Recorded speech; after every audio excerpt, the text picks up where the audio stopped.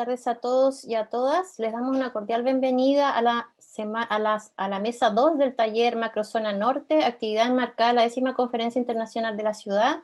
Mi nombre es Valesca Cerda y junto al arquitecto Rodrigo Lucema, arquitecto y vicepresidente del gremio del Colegio de Arquitectos de Antofagasta, seremos quienes moderen esta sesión. A continuación les presentaremos un video introductorio para empezar a entrar al tema en discusión. Gracias.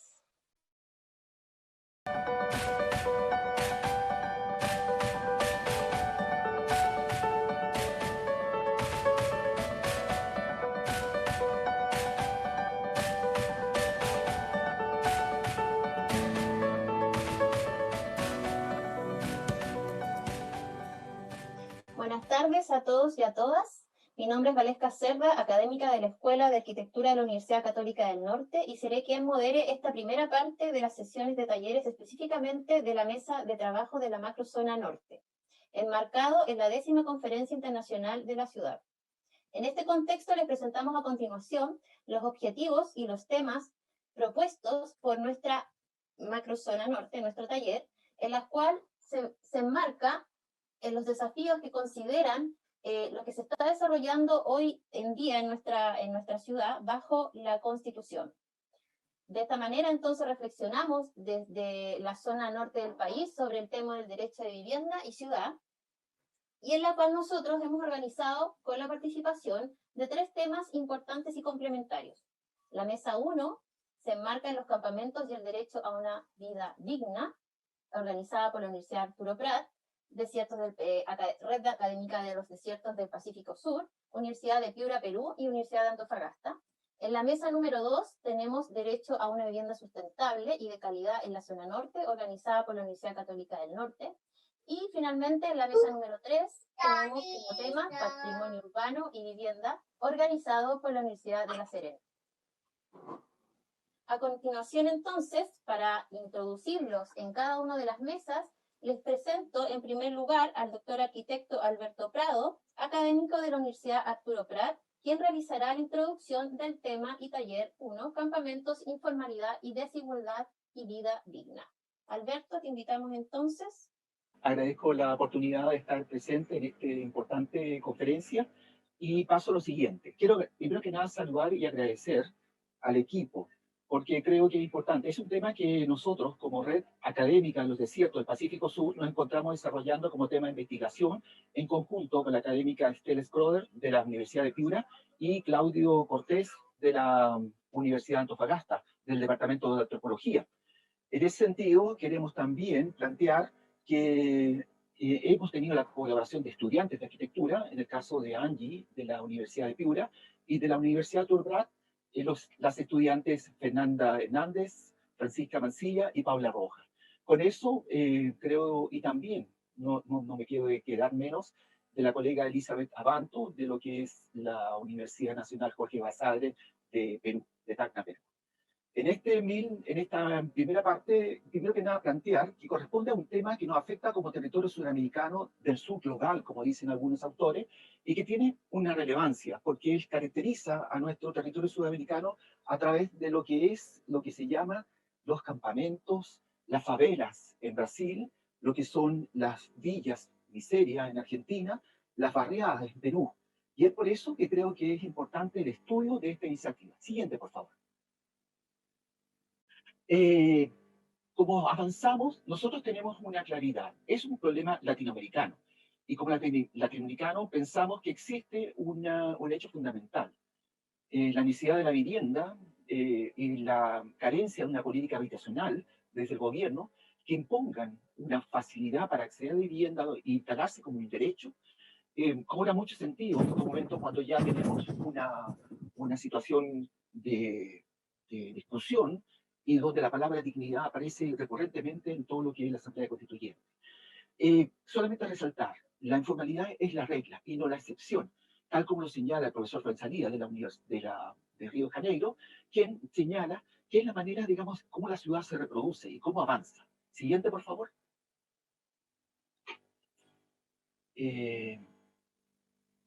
¿Puedes continuar? Muchas gracias. En ese sentido, creo que es importante que lo que asume, lo que es el concepto latinoamericano, es el tema que se une al tema de la migración y también el tema de la pandemia. Pandemia y migración han sido un elemento que ha subido, que ha aumentado los índices de crecimiento de lo que son esta problemática en torno a los campamentos. Vale decir que en Tarapacá y en Antofagasta se han centrado y se centran en estas regiones conjuntamente con Arica y Atacama porque es la puerta de entrada a la migración. Gran parte de la migración desde lo que es el norte sudamericano implica reconocer que hay la problemática del fenómeno venezolano ha impactado enormemente en estos aspectos, principalmente como ya son cerca de 5 millones las personas que se están movilizando, están desplazando en torno a lo que es Latinoamérica. En ese sentido, creo que es realmente importante el hecho de preocuparnos de esta necesidad y sentirnos como continente de cómo nosotros atendemos a los sueños de una vivienda, a los sueños de un lugar donde todos hemos sido migrantes. La siguiente, por favor.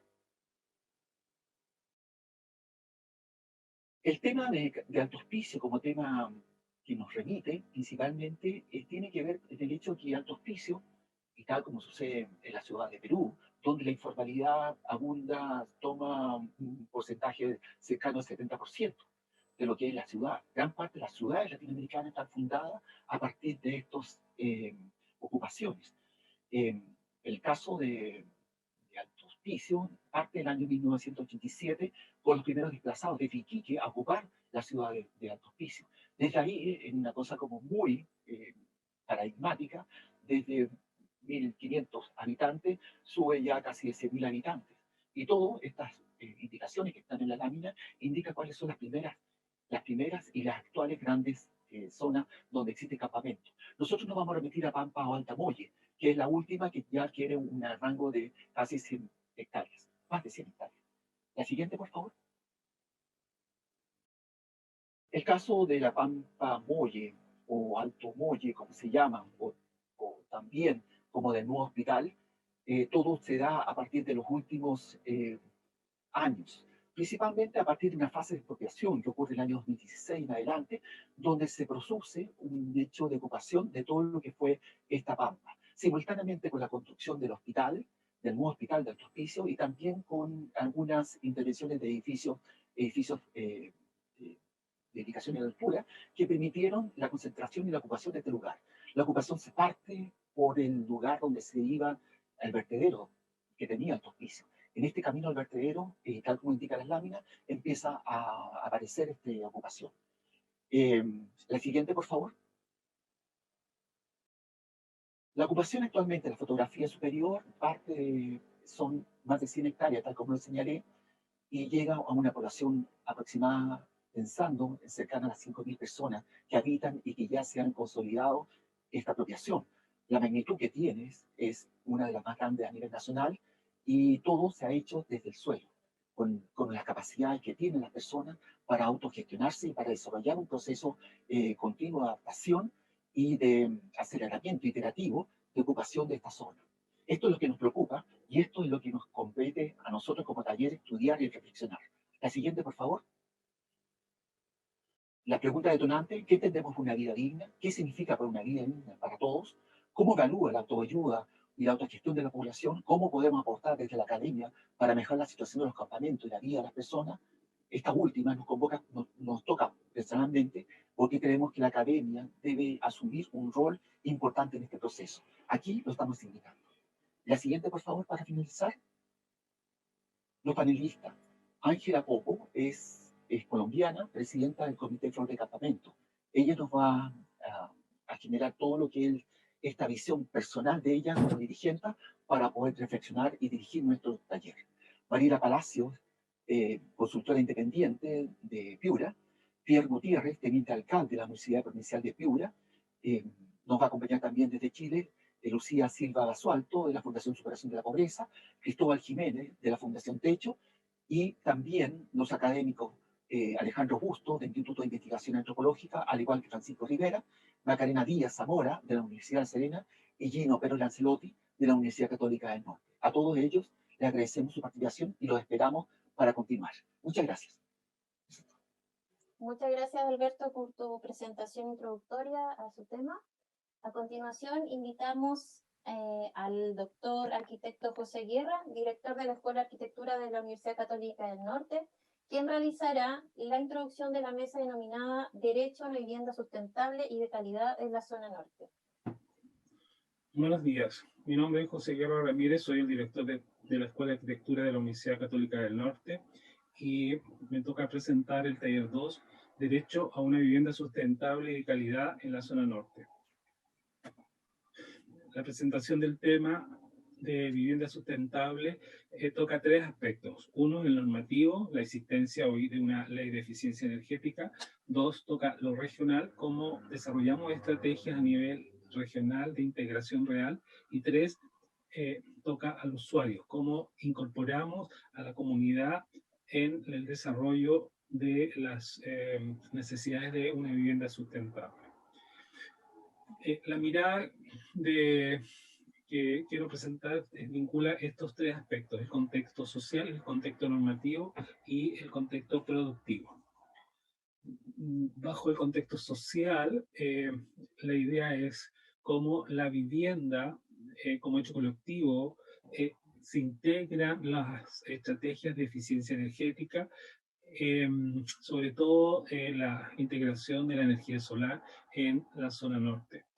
Pensar la vivienda como un hecho colectivo implica pensar que las estrategias de eficiencia son sociales y por tanto su impacto, si se piensa bajo el concepto de desarrollo colectivo, va a ser mucho mayor.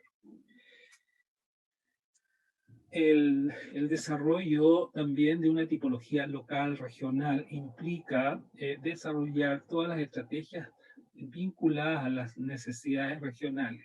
Hoy día, en esta imagen nos podemos dar cuenta de cómo la tipología se repite a lo largo del país. Sin embargo, tenemos claro que Chile tiene una diversidad climática y por tanto hay un requerimiento de desarrollar propuestas propias con identidad ambiental regional.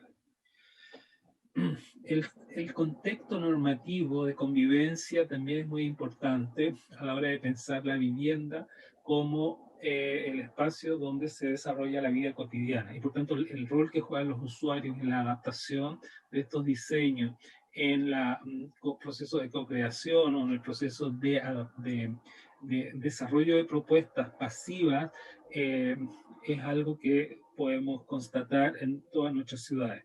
En este caso, para el caso de Antofagasta o las zonas desérticas, claramente el invernadero de control solar, como aparece en la imagen 1, o la doble cubierta en la imagen 2 y el muro verde en la imagen 3, son propuestas que debieran estar incorporadas en las condiciones de habitabilidad de los nuevos diseños de viviendas donde tengan un rol propio.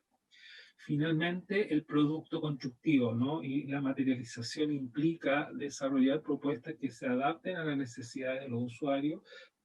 Constatamos claramente que al momento de entregar las viviendas ya al día después hay ampliaciones y modificaciones. También cómo se incorporan nuevos materiales, nuevas tecnologías constructivas. Con la preocupación, ¿no es cierto?, de los riesgos que puedan estar cuidadosamente desarrolladas para prevenir los desastres y los riesgos. Y finalmente, cómo se hace la mejora del seguimiento constructivo, de los procesos constructivos, los estándares de calidad para que las viviendas que hoy día se están desarrollando cumplan con esa normativa. Finalmente, quiero mostrar, ¿no es cierto?, lo que significa las detonantes de esta mesa, de esta temática. El primero tiene que ver cómo se podría impulsar y desarrollar desde el sector público y privado el desarrollo de proyectos de vivienda a nivel regional que incluyen criterios de sustentabilidad. La pregunta detonante 2 es cuáles son las acciones concretas que se deben realizar a nivel de la comunidad. Y 3, ¿cuál es la factibilidad de aplicar a nivel regional herramientas de fomento de certificación de viviendas? Bien, eso es. Muchas gracias. Nos vemos esta tarde. Muchas gracias, José, por tu presentación. Finalmente, en representación del taller 3, llamamos al doctor arquitecto Alejandro Orellana, director de la Escuela de Arquitectura de la Universidad de La Serena, quien va a presentar su tema como patrimonio urbano y vivienda. Hola, buenas tardes, mucho gusto. Alejandro.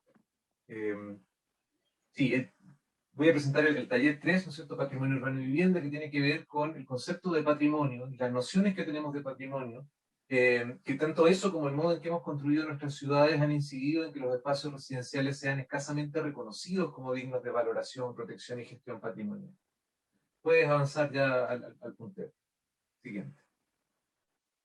El concepto de patrimonio urbano ha estado desde sus orígenes ligado a lo monumental y a la construcción de identidades gestionadas desde el poder central. Esto se vincula con una marcada diferenciación que hay en nuestras ciudades entre el centro, que tiende a concentrar el patrimonio, y las áreas residenciales periféricas escasamente reconocidas en sus valores patrimoniales. En las últimas décadas se ha evidenciado una crisis, ¿no es cierto?, respecto de la identidad de los espacios residenciales, con estas vastas áreas de vivienda social precariadas, ¿no es cierto?, e incluso llamadas precariópolis por algunos autores, monofuncionales, segregadas y fragmentadas. Por otro lado, en el ámbito internacional y también en la política urbana, por ejemplo, de Chile, se viene haciendo énfasis en la importancia que tiene el patrimonio local y el reconocimiento identitario de parte de los habitantes de su propio espacio, de los valores de su espacio local, de su propio espacio. Y por lo tanto, la valoración patrimonial de los conjuntos habitacionales, su gestión, su protección y su promoción aparecen como un aspecto fundamental para la consolidación de esas identidades y para la consolidación y sustentabilidad de los espacios residenciales. Aparecen conceptos como patrimonio modesto, patrimonio ordinario, que tienden a poner en valor estos espacios residenciales. Esta construcción, ¿no es cierto?, de identidad comunitaria y de patrimonio cultural requiere un cambio, requiere una transformación en el modo en que concebimos el patrimonio y el modo en que lo ponemos en valor, el modo en que lo gestionamos y el modo en que lo promocionamos. Porque todavía, a pesar de todos los esfuerzos que se han hecho, de todas las instancias donde se ha puesto esto de manifiesto, todavía la visibilización, la valoración, la protección y la gestión del patrimonio están sometidas al control de una institucionalidad centralizada, sin un marco jurídico ni herramientas que permitan integrar las visiones de los especialistas con la valoración de los que hacen sus propios habitantes del espacio construido, los habitantes de estos espacios residenciales, ¿no es cierto?, tanto de las viviendas, del diseño de sus barrios, como de la historia y todos los elementos que dan cuenta de ella, la historia de los barrios. Entonces, el objetivo de este taller es detectar estas oportunidades, identificar estas oportunidades en la gestión del patrimonio cultural, pero desde abajo, desde las comunidades, desde un reconocimiento, no solamente desde un reconocimiento, sino que además avanzar hacia la gestión del patrimonio local, del patrimonio residencial, con perspectivas de lograr sustentabilidad social. En síntesis, es cómo cambiamos, y esta es una de las preguntas que vamos a ver, si quieres, Valesca, puedes pasar a la siguiente diapositiva, es cómo cambiamos, ¿no es cierto?, la visión de este patrimonio centralizado, de este patrimonio, ¿no es cierto?, monumental, centrado en el objeto, hacia un sistema que no solamente identifique estos elementos patrimoniales a preservar, sino que además potencie la generación de patrimonio identitario, es decir, desde las comunidades se pueda construir patrimonio. Tenemos tres preguntas en concreto. ¿Quiénes y con qué mecanismos se debe decidir lo que se considera patrimonio urbano? Es decir, cuánto más tenemos que ampliar, ¿no es cierto?, o cuánto tenemos que reformular desde el sistema actual. ¿Cómo avanzar desde la conservación centralizada de monumentos? Desde esta visión, ¿no es cierto?, de que el patrimonio se tiene que proteger hacia una gestión local de espacios comunitarios socialmente valorados. O sea, ¿cómo avanzamos hacia una noción o una idea de que el patrimonio se construye, de que el patrimonio se construye de manera social? Y la tercera pregunta es, ¿qué herramientas y capacidades se deberían desarrollar en las comunidades para la gestión local del patrimonio urbano? Es decir, ¿cuáles son aquellos elementos en concreto que con los que deberían contar las comunidades para poder identificar, valorar, gestionar y potenciar su patrimonio residencial? Contaremos con 6 invitados. Puedes pasar la siguiente, ¿vale? No aparece la diapositiva, pero Contaremos con 6 invitados al taller, que son Irene Machuca, de la Comisión de Patrimonio de la Cámara Chilena de la Construcción, Diego Fuentes, del Departamento de Capacitación de la Municipalidad de Coquimbo, Mauricio Lorca, docente de la Universidad de Atacama, María Isabel Fuentes, docente de la Escuela de Arquitectura de la Universidad Arturo Prat, Diego González, docente de la Escuela de Arquitectura de la Universidad Católica del Norte, Gonzalo Peralta, quien es director ejecutivo del Circo La Cuarta Estación. Moderaremos el taller, quien les habla, Alejandro Arellana, y Alma Ponce, académica del Departamento de Arquitectura. Gracias. Muchísimas gracias, Alejandro, por tu presentación. También les queremos comentar que desde esta sesión de talleres, bueno, va a ser grabada y va a ser transmitida por los medios y redes sociales de la Cámara Chilena de Construcción, y además de ello también cada mesa va a desarrollar un acta donde se van a escribir los desafíos y los comentarios y conclusiones de las respuestas de las preguntas detonantes que fueron trabajadas en él. Bien, les agradecemos entonces su atención y los dejamos invitados para esta jornada de discusión que tendremos todos juntos. Muchas gracias.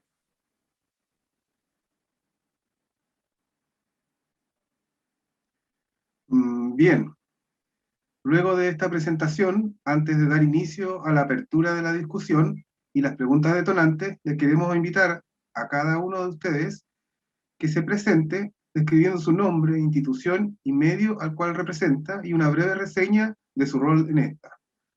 Vamos a partir con Natalia y que nos explique quién representa. Hola a todos, gracias por la invitación. Yo soy Natalia Reyes, jefe de sustentabilidad del Centro Tecnológico para la Innovación en Construcción. El Centro Tecnológico es una entidad nueva que nace al alero de Corfo. Ustedes bien, me imagino que saben, se hizo un diagnóstico al sector construcción y una hoja de ruta asociada con la mirada en el fondo de hacerla más competitiva y sustentable, ¿cierto? Y desde ese punto de vista, una de las iniciativas dentro de muchas otras es el desarrollo de centros tecnológicos, y nosotros somos uno de los 2 que están desarrollados dentro de este marco. ¿Ya? Y para efectos de este panel, en el fondo, el Centro Tecnológico es actualmente la entidad que administra la certificación de vivienda sustentable. Así que bajo esa lógica voy a aportar aquí en el panel. Gracias, Natalia. Ahora invitamos a Vesna a que se presente. ¿No se encuentra? No está en la sesión. Alejandra, entonces. Alejandra la está reemplazando María José. Sí. Hola, buenas. Hola, María. Hola, buenas tardes a todos y a todas. Yo soy María José Martinich, soy trabajadora social de la Fundación Recrea. Tengo el rol de ser la directora regional. Y bueno, la fundación trabaja en intervención comunitaria, en el fondo generando oportunidades para que las personas que viven en mayor vulnerabilidad de nuestra sociedad, en el fondo puedan superar su condición de pobreza. Ese es como el foco en el que nosotros trabajamos, y principalmente estamos insertos en La Chimba, lo que es el barrio transitorio. Gracias, María José. Byron, por favor. Hola, buenas. Gracias por la invitación. Yo soy Byron López, estudiante de último año de la carrera de arquitectura en la Universidad Católica del Norte. Gracias, Byron. Ahora, Stephanie. Hola, buenas tardes a todos y a todas. Soy arquitecta de la Universidad de La Serena, titulada de la Universidad de La Serena, y ahora hace un año docente de esa misma universidad. Y bueno, desarrollando también una investigación que tiene que ver con barrios y sustentabilidad. Entonces, desde ahí, digamos, aportando en lo que es la academia y a los alumnos, y mi aporte, digamos, desde esa mirada, digamos, un poco lo que puedo aportar a los alumnos y lo que yo voy investigando poco a poco. Así que gracias por la invitación. Gracias, Stephanie. Continuamos con María Fernanda. Hola, muy buenas tardes. Gracias por la invitación. Mi nombre es María Fernanda Aguirre, soy la directora ejecutiva de Chile Green Building Council. En realidad nosotros somos la Corporación Chilena de la Construcción y Desarrollo Sustentable. Somos una corporación sin fines de lucro, que en realidad pertenecemos a una organización global mucho más grande, en donde somos 70 capítulos distribuidos en todo el mundo, y que trabajamos justamente promoviendo el desarrollo sostenible en el sector construcción. Y aprovechando cierta instancia, les quiero comentar que justamente muy relacionado con esta temática, lo que se está trabajando este año fuertemente tiene que ver con temas de resiliencia, que es algo que vemos muy ausente justamente de la discusión en Chile en relación a lo que tiene que ver con el cambio climático, y donde uno de los temas que se aborda justamente es el tema de vivienda, que sabemos que es una problemática grande en el mundo y que finalmente tiene que ver también con todos estos nuevos patrones demográficos que tenemos que absorber justamente como parte de los efectos del cambio climático. Así que nada, muchas gracias por la invitación y feliz de participar. Ya, gracias María Fernanda. Ahora nos corresponde el turno a José. ¿Encontrará José? Sí, José Guerra. Buenas tardes. Buenas tardes. Bueno, mi nombre es José Guerra y soy el director de la Escuela de Arquitectura de la Universidad Católica del Norte. Y bueno, en estas temáticas, la Escuela de Arquitectura, respecto a los temas de construcción sustentable, tenemos todo un taller que está vinculado con estas áreas. En la misma dirección participamos del Centro Tecnológico del CIPIC, que es el Centro Interdisciplinario para la Productividad y Construcción Sustentable, en la cual yo soy el director del Nodo Norte. Y finalmente también, desde el punto de vista de lo que son las certificaciones, la Escuela de Arquitectura tiene el CIAES, que es el Centro para la Investigación en Arquitectura, Energía y Sustentabilidad. Somos el único centro evaluador reconocido por el Instituto de la Construcción. Así que, bueno, participamos de distintos enfoques en este tema tan relevante para la construcción sustentable y sobre todo para los temas de integrar las energías renovables en el sector de la edificación, en un desarrollo que esta región yo creo que está al debe en términos de potenciar la construcción sustentable y la energía en la edificación. Gracias. Ya, invitamos también a Francisco Aros a que se presente. Hola, buenas tardes. Mi nombre es Francisco Aros, soy arquitecto y mi cargo es analista urbano de la Ceremi de Antofagasta. Yo trabajo en el programa de mejoramiento de vivienda y barrios de planes y programas. Ok, gracias Francisco. Y continuaríamos con Blanca Moreno, que viene en representación de la Ceremi. ¿Escuchamos, Blanca? Sí, hola, buenas tardes, ¿me escuchan? Sí, sí te escuchamos. Mi nombre, como les decía Rodrigo, Blanca Moreno, soy constructor civil y trabajo en el área de, bueno, soy analista y tengo a cargo la Mesa Regional de Construcción Sustentable que lidera el CEREMI y que es a nivel nacional. La mesa está instaurada en todas las regiones y tenemos a cargo buscar brechas y generar políticas para la sustentabilidad de la construcción. Y por otro lado también se contraparte técnicas de asentamientos precarios y trabajamos con todos los convenios que el Ministerio ha firmado con las distintas fundaciones y organizaciones para apoyo a los campamentos.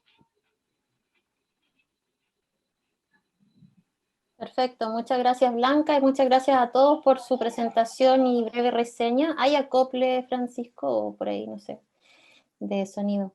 Por su reseña y poder presentarse. Y bueno, sin más preámbulos, vamos a empezar con la discusión, que es lo que nos convoca hoy. Y yo les iba a compartir una presentación, pero creo que es mejor compartir las preguntas por el chat, ya para que las tengan a la vista. Y así nos mantenemos todos y nos podemos ver, no tenemos la presentación en el medio, ¿ya? Así que preferí enviarles la pregunta. Vamos a empezar con la primera. Rodrigo, si la puedes leer. Ahí, sí. Es así como se plantea la primera pregunta detonante. ¿Cómo se podría impulsar desde el sector público y privado el desarrollo de proyectos de vivienda a nivel regional que incluyan criterios de sustentabilidad en los lineamientos de base? Tomando en cuenta que la Ley de Eficiencia Energética exige la calificación CEF, solo uno de los 6 criterios de sustentabilidad, el MOB, en su administración ha impulsado la aplicabilidad de la certificación del edificio CEF, lo cual no es exigencia en la ley a los proyectos de edificación pública, exigencia en la ley a los proyectos de edificios públicos, generando un 38% de su cartera de proyectos del 2021 y fueran certificados por el Climate Bond, contribuyendo a la segunda emisión de bonos verdes soberanos por el país, dejando abierta la mesa para su discusión.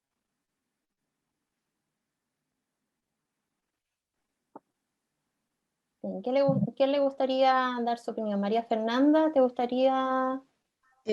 Sí, sabes que ya hay un tema bien importante que yo quisiera poner primero. Yo creo que es bueno con la Nati del CETIC. Nosotros trabajamos harto juntas, así que nos vemos en muchas mesas de trabajo y todo.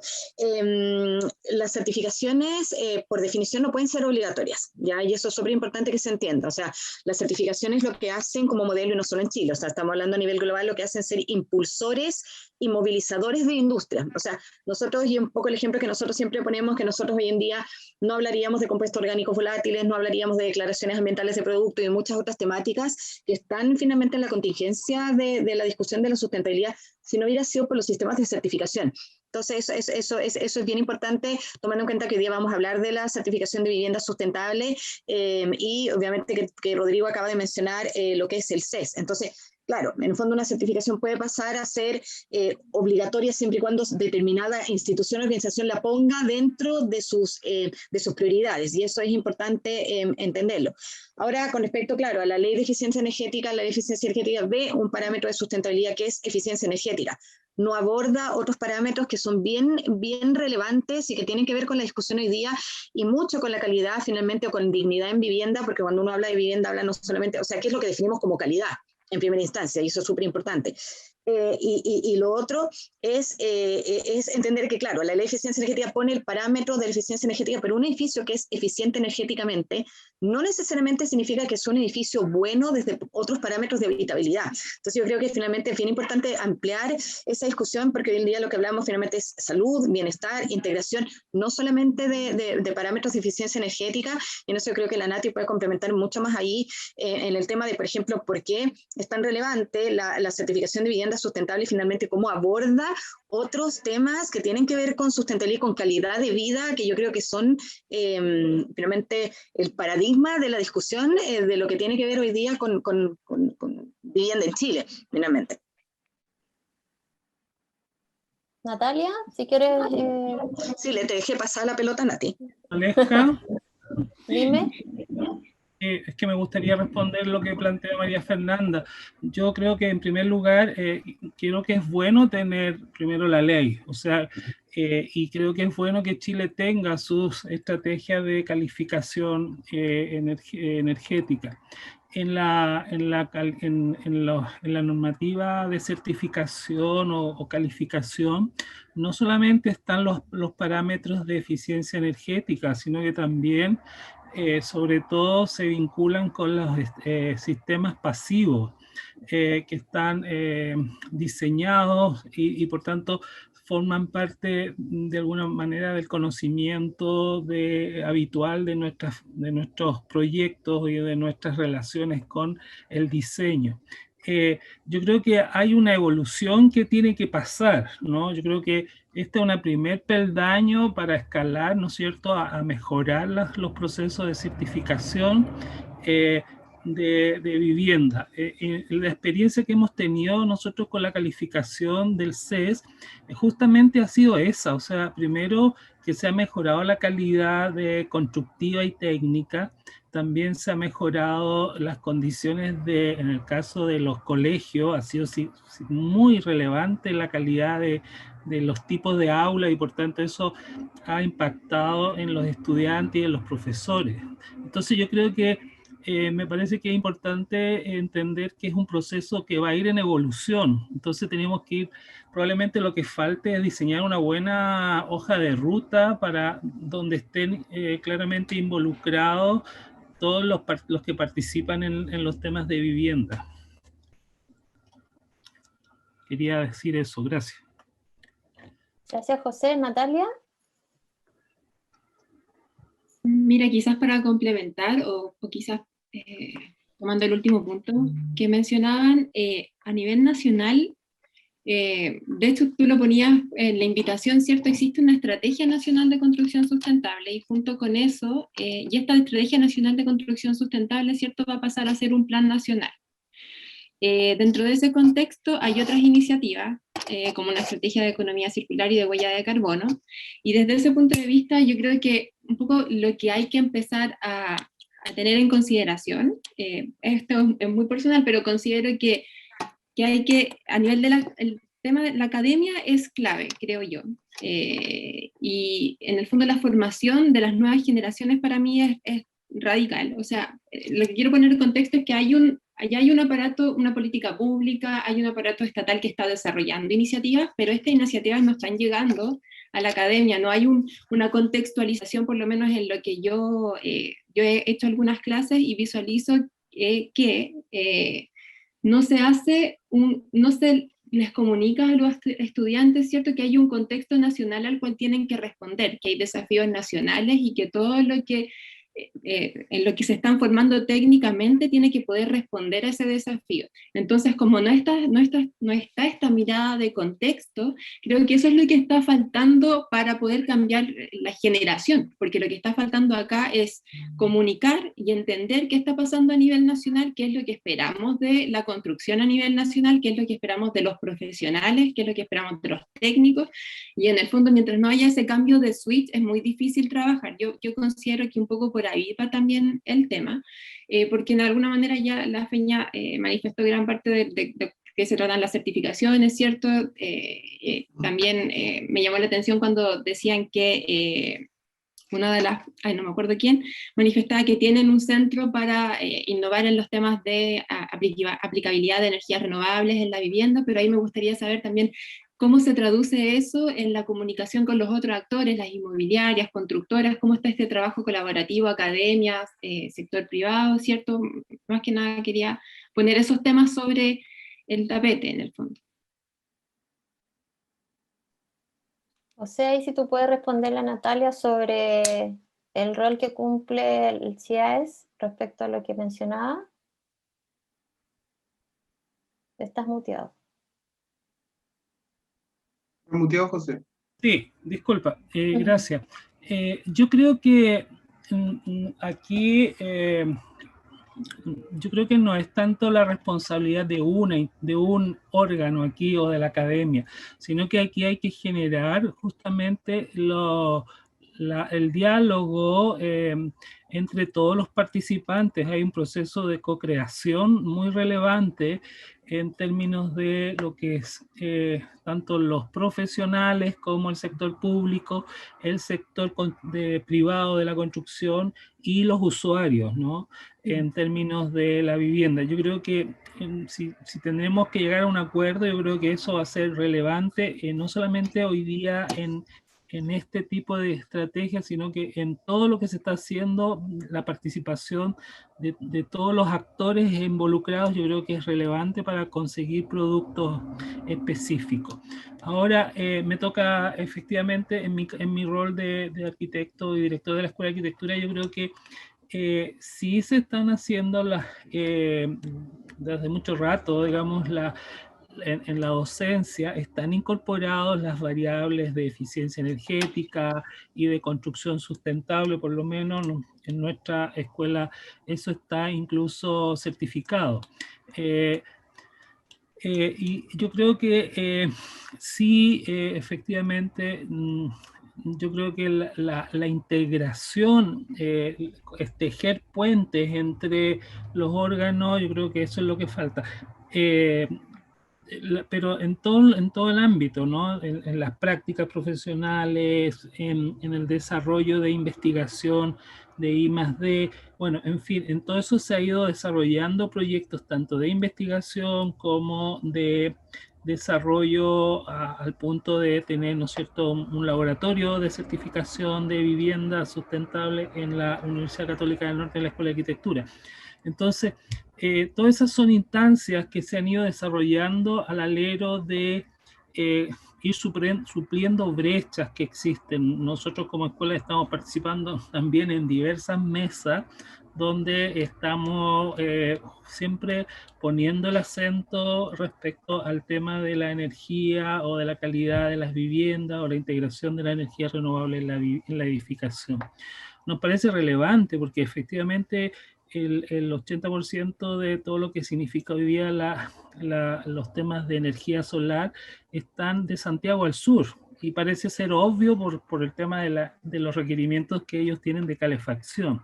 Pero nosotros tenemos que desarrollar propuestas que vayan en beneficio de toda la tecnología que hay hoy día en las energías renovables, en los grandes parques eólicos o solares, como esa tecnología baja. En el mundo esto va, ¿no es cierto?, en la búsqueda del edificio cero energía, ¿no? Pero no es solamente eso cuando se habla de energía, sino que es en los estándares de hoy día de la sustentabilidad o los ODS, el 11, ¿no es cierto?, sobre todo en construir comunidades sostenibles y sustentables. Y eso es bien relevante también, es cómo se integran los distintos ODS en beneficio de tener una mejor calidad de resultado de vivienda. Bueno, es un tema muy amplio, efectivamente. Bueno, y en cuanto a lo que dice José Guerra de los actores que deben también participar, me gustaría la intervención de Blanca Moreno.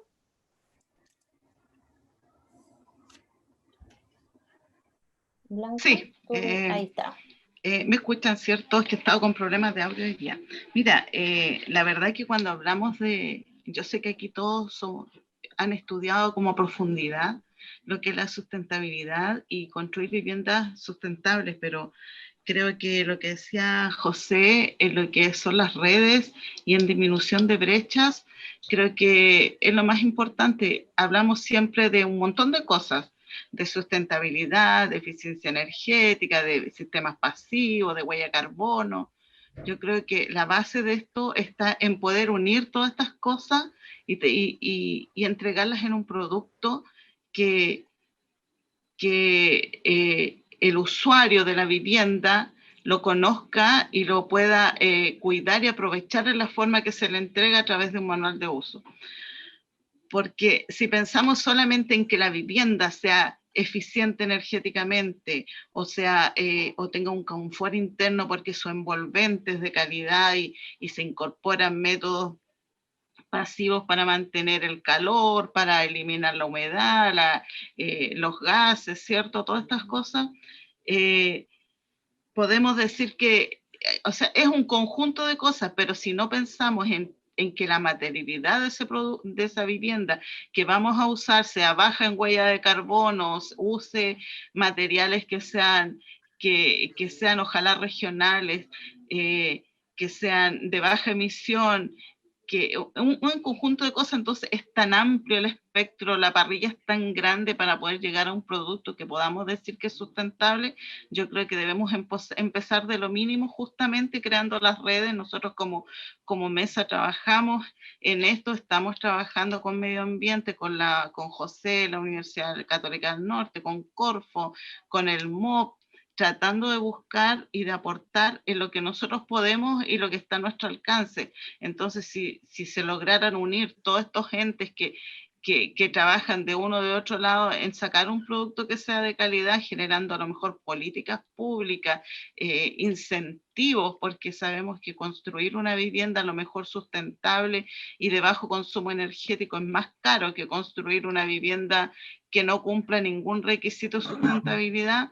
Es necesario que haya algún incentivo, que alguien diga a lo mejor vamos a hacer un descuento en los derechos municipales, hay una infinidad de cosas que se podrían hacer, pero es necesario que estas redes yo creo que trabajen en conjunto y no cada uno por su lado. A mí me encanta trabajar en estas mesas donde todos podemos aportar nuestras ideas y considerar la opinión de todos. Eso es mi opinión. Gracias. Continuamos con María Fernanda, que pidió la mano.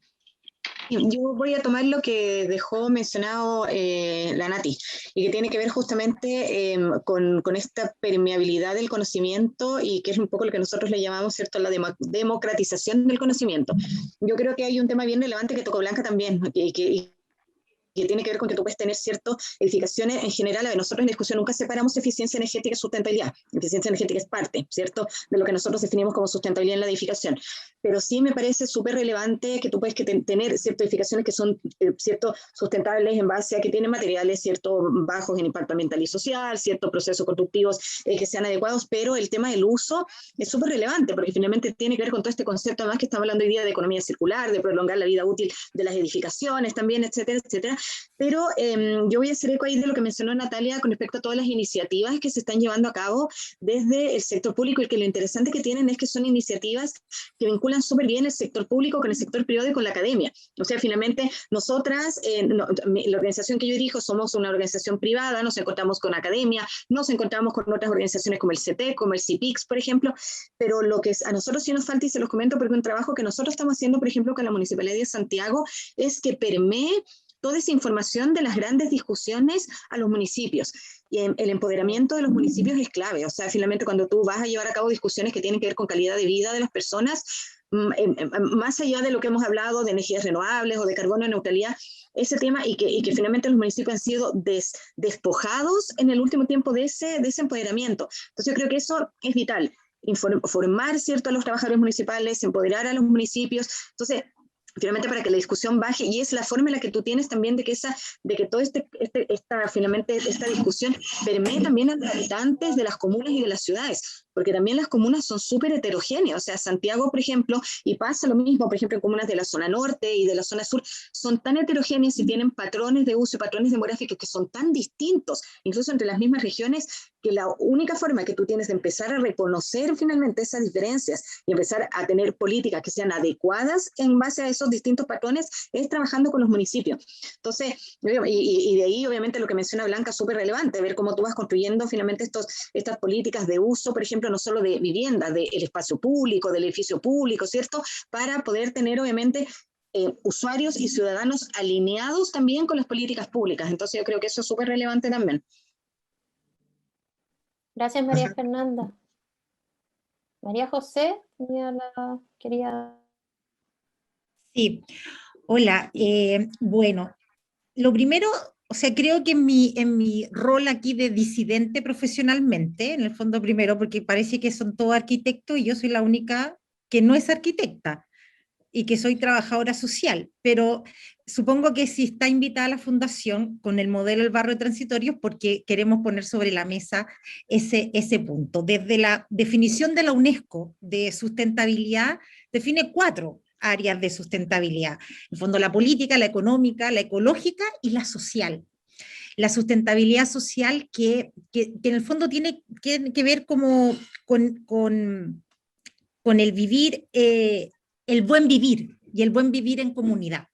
Y en ese sentido, a mí me gustaría contarles la experiencia del barrio transitorio, un trabajo que hoy día estamos realizando con el Ministerio de Vivienda, como en un plan piloto, donde tiene que ver, en el fondo, los principales elementos del barrio transitorio no tienen que ver con la sustentabilidad ni de la edificación, ni de la eficiencia energética, sino que tiene que ver con el modelo de sustentabilidad social para que las personas, cuando en el fondo llegan a vivir a su vivienda definitiva, en el fondo tengan las competencias que les permita, en el fondo, primero, conformar una comunidad empoderada, y luego, en el fondo,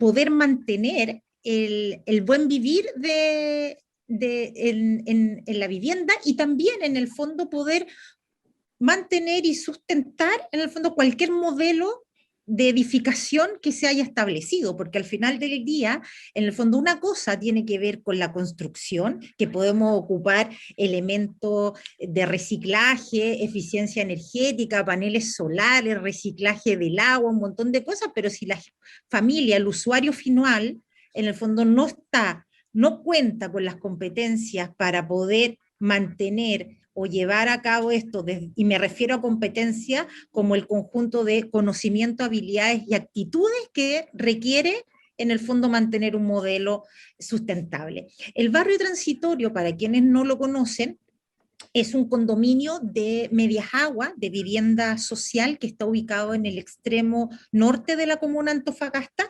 Hoy día está compuesto por 250 viviendas, la mitad de ellas en el fondo es una construcción del Estado que pertenece al Servio y que administra la fundación, que se presten como dato a familias que viven en campamento y que en el fondo van a vivir en este condominio mientras obtienen su vivienda definitiva. Las primeras características en el fondo que el barrio transitorio tiene es que la transitoriedad no es de la vivienda, sino que la transitoriedad está en la familia. La vivienda permanece, la familia se va. Un ejemplo de ello es, por ejemplo, que hoy día nosotros estamos con el Comité de Vivienda Luz Divina 7 y 8. Eso quiere decir que han pasado 6 comités de vivienda anteriores que han pasado por el barrio, han obtenido su vivienda definitiva y se han ido, y eso son cerca de más de 500 familias con subsidios habitacionales. Pero en el modelo más nuevo, por decirlo de alguna manera, donde estamos en alianza con Servio y con el Ministerio de Vivienda, donde Blanca es nuestra contraparte en muchos aspectos, nosotros trabajamos con un modelo de intervención en 4 líneas. Aquí lo más importante es que las familias, en 3 niveles de organización o de pertenencia, a nivel individual, a nivel familiar y a nivel comunitario.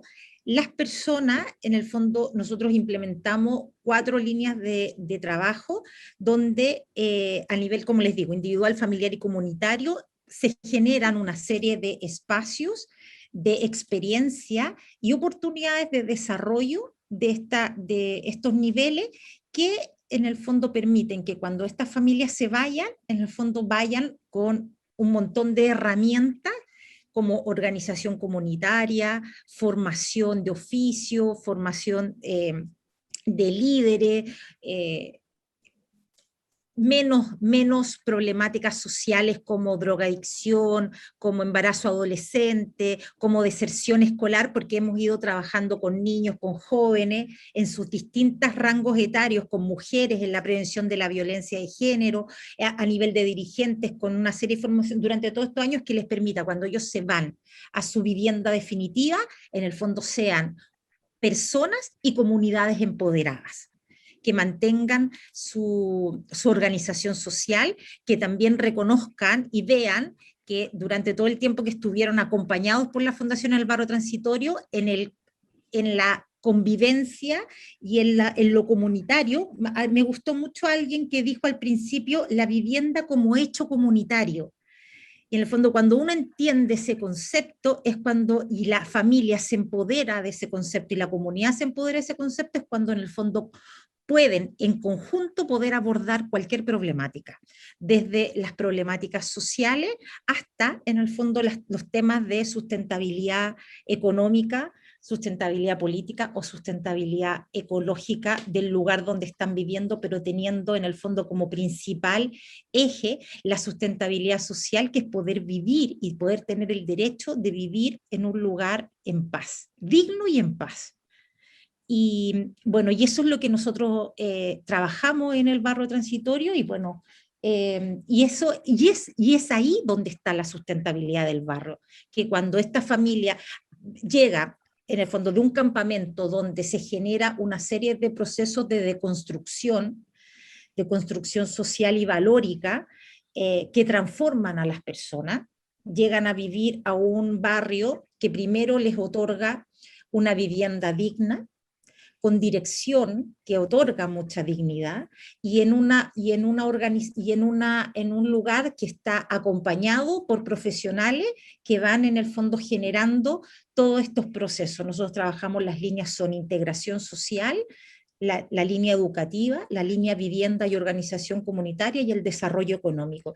Algunos de los programas que estas líneas aterrizan son programas de formación y de organización a dirigentes y organización comunitaria, actividades de integración como el círculo de mujeres, el comedor comunitario, la iglesia, hay un SECOF, formación con programas para niños, jóvenes, adultos, con el Centro de Formación, la Casa de la Juventud, Tarde Protegida para niños, y todo lo que tiene que ver con la administración de un condominio, desde el arreglo de la chapa del portón hasta, en el fondo, organizarse por pasaje. Bueno, esto está hay una organización comunitaria, el barrio está dividido en pasajes, cada pasaje tiene un encargado de pasaje, que velan y tiene un reglamento, en el fondo, que tiene que una administradora, que es de la Fundación Recrea, y que está definida dentro del reglamento, en el fondo vela porque este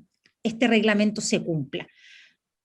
Son procesos, no es automático, son procesos que se van formando, pero cuando esta familia termina este proceso que dura entre 4 y 6 años, has vivido un proceso de transformación, de reconstrucción social y moral también, y valórica, no moral, valórica en términos de vivir en un lugar que no me tomé, que no es ilegal, que no pago mi luz, pago el agua, no estoy colgado, tengo una dirección, hasta el hecho de vivir dentro de esta organización, como les digo, que tiene pasajes, jefes, y van rotando, y entonces todos van pasando en distintos momentos de la vida, en el fondo de la vida en comunidad, pueden ir pasando por este rol. Bueno, eso, quería compartir y poner el tema de sustentabilidad social sobre la mesa también. Muy bien, María José. Eso de hecho está implicado en la segunda pregunta que vamos a hacer, así que fue una muy buena introducción para ello. Y antes de pasar a la segunda pregunta por el tema del tiempo, bueno, Byron, ¿quiere comentar algo, Byron?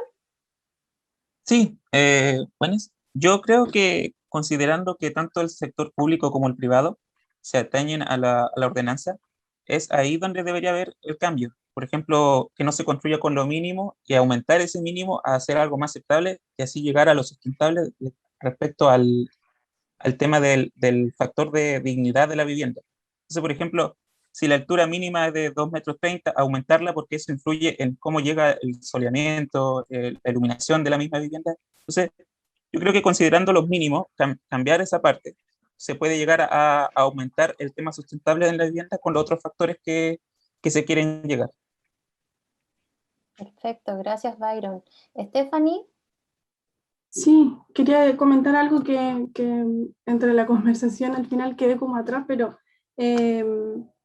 algo como que me parece súper importante y en el sentido lo digo de que, claro, yo empiezo a hacer clases, no soy, por ejemplo, experta en todo, pero todo la información que yo voy estudiando se la traspaso a mis alumnos.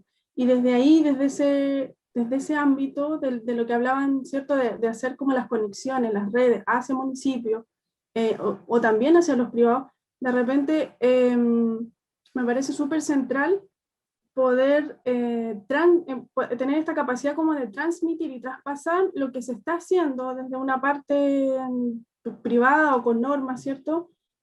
Poder transmitirla también, en este caso, a las universidades, y a las universidades que están formando en el fondo los futuros profesionales puedan tener este espectro más general. De repente estas alianzas con un invitado especial, ¿cierto? Un invitado del municipio experto en algo, o un invitado regional, un director de algo que viene a hablar o nos da una charla, que lo estamos haciendo un poco en la universidad a veces en los ramos, o entre profesores, por ejemplo, que no dependa solamente de la voluntad del profesor o profesor experto en transmitir lo que alcanza a transmitir. De repente armar esas pequeñas redes y poder como descentralizar un poco o alguien dijo democratizar el conocimiento. Entonces también eso, traspasarlo a los alumnos, creo que es clave, porque finalmente ellos van a ser los futuros profesionales y necesitan este espectro más amplio cuando hablamos de sustentabilidad, ¿cierto? Y en sustentabilidad es muy amplio, es mucha cosa, entonces eso me parece como clave. Eso.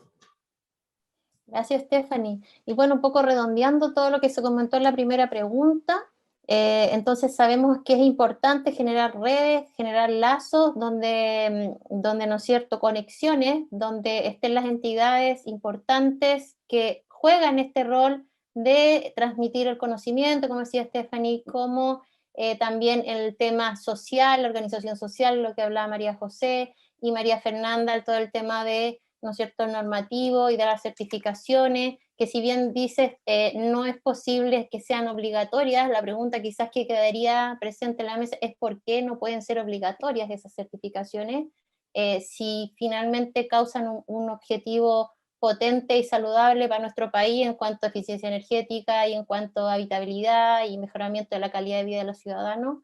Y también dejar invitada a Blanca Moreno en futuras siguientes mesas de conversación y alianza, ¿no es cierto?, con la academia para poder ir disminuyendo esas brechas, ¿no?, que mencionaron en la discusión.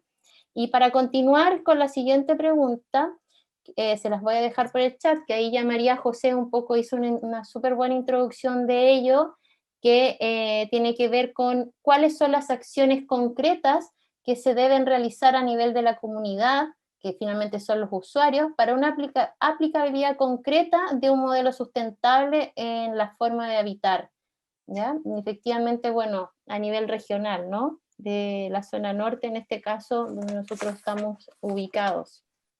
No sé si, Francisco, ¿te gustaría dar tu opinión o tu intervención? Sí, hola, buenas tardes a todos. En general, nosotros hemos tenido procesos de, digamos, de movilización de poblaciones. Por ejemplo, el caso más importante que me tocó de cerca es el de regeneración urbana de condominio Jorge Alessandri, que le llamaban los nichos, que por un tema de calidad de vida y de estándar de la vivienda, era necesario, digamos, remover. Entonces, ahí nos encontramos con varios desafíos, entre los cuales nuestro propósito era generar un nuevo entorno, digamos, de vivienda sustentable. Primero, respetando su localización dentro de la ciudad, porque era un tema muy relevante que ellos habían ganado, digamos, desde la fundación en los años 80 en la periferia de la ciudad, y hoy día ya estaban, digamos, bien ubicados. Entonces, era importante poder, digamos, mantener esa localización, y queríamos, por supuesto, mantener su estándar de autosustentabilidad, y tratamos de insertar políticas de sustentabilidad con renovación de los recursos de aguas grises, y nos encontramos con una serie de temas normativos que la verdad es que impedían tener iniciativas o incentivar estas iniciativas. Entonces, como decía Byron, la normativa se tiene que, digamos, modificar para poder aplicarla, como emparejar la cancha. El Estado, las políticas del Estado han estado investigando.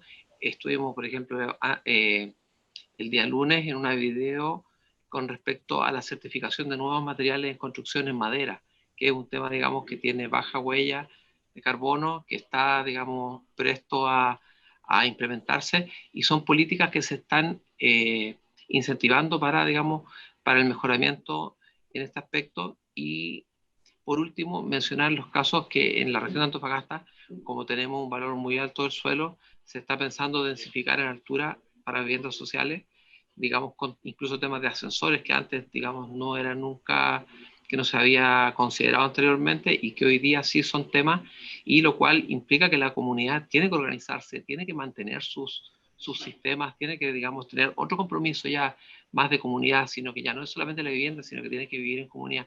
Y esos son los desafíos que nos implican, digamos, nuestros distintos programas. Eso quería aportar. Perfecto, gracias, Francisco. Y bueno, y en cuanto a lo que mencionas tú, Francisco, ¿de qué manera el sector público logra incentivar ese emplazamiento a la comunidad para ir preparándose? Un poco María José nos comentó lo que hacían en la fundación, ¿no es cierto?, en el barrio transitorio, pero ¿qué pasa con la gente que no está dentro de ese programa de preparación que tienen los barrios transitorios, sino que son gente que viene de fuera, ¿no es cierto?, y postula a estos programas de conjunto habitacionales para que efectivamente funcione el tema? ¿Qué Sí, crees? sí, bueno, dentro de la estructura, digamos, de intervención del programa de condominio específicamente, existen dos líneas de intervención. La primera es la línea, digamos, de mejoramiento de la infraestructura, que tiene que ver todo con lo que es la construcción, el mejoramiento de cubiertas, digamos, mejoramiento de redes, iluminación fotovoltaica. Hay una serie de factores distintos, digamos, que hacen en lo físico. Pero, digamos, a nivel social, existe el plan de habilitación social también, que es la otra, digamos, la otra parte importante de esta estructura. Y en ese plan de habilitación social se hacen asambleas, se toman acuerdos, se formalizan las comunidades, se organizan en comités de administración que en un principio no tenían, que eran comunidades, digamos, desvinculadas. Entonces, a través de este plan de habilitación social que le llamamos PHS, estas comunidades se organizan y tienen que empezar a funcionar, digamos, como lo que son, como una comunidad, para enfrentar los distintos desafíos que van teniendo, generan su propio reglamento de copropiedad y este se inscribe en el conservador de bienes raíces, lo que hace una parte fundamental del bien raíz, que ya no es solamente un bien raíz, no es solamente un departamento, sino que también implica un reglamento y un comportamiento, digamos, dentro de la comunidad, que aporta a la seguridad, a la sustentabilidad y en general a la mantención también de estos conjuntos. Perfecto. Gracias, Francisco. María José o Blanca creo que habían levantado la mano. Blanca yo creo que fue primero. Blanca.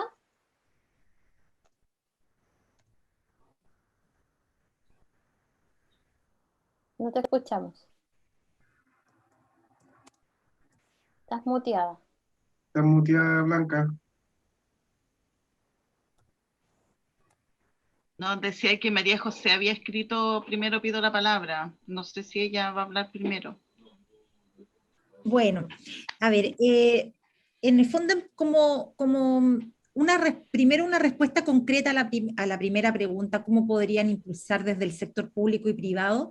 Nuestra apuesta es que el modelo del barrio transitorio en el fondo sea política pública y que sea, que sea parte de la política pública del abordaje de campamentos. O sea, nosotros consideramos que el barrio transitorio es una opción buena para solución de campamento en el fondo, en el componente habitabilidad por una parte y en el otro componente que tiene que ver con la sustentabilidad social.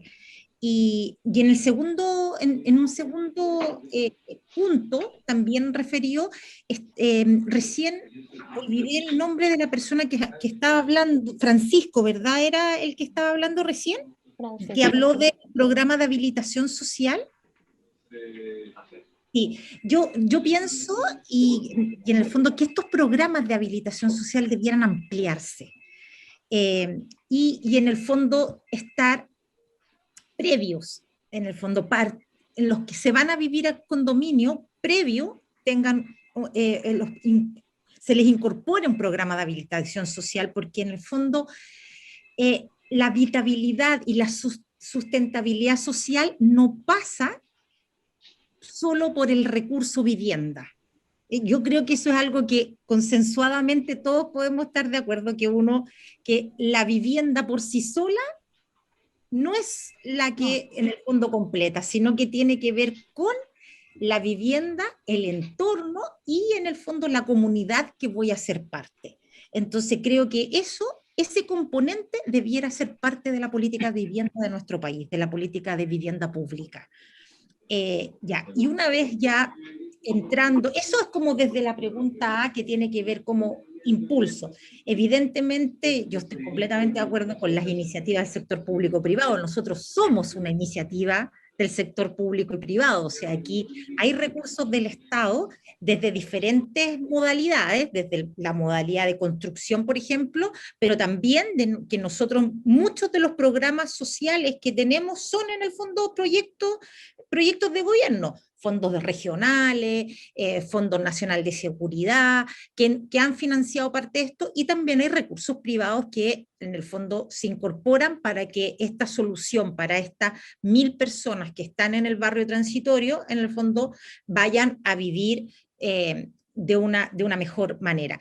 Y desde las iniciativas propias de la comunidad, bueno, la integración social, el acompañamiento, la formación de dirigente, son de las iniciativas que a nosotros nos parece más fructíferas. O sea, uno forma comunidad haciendo comunidad.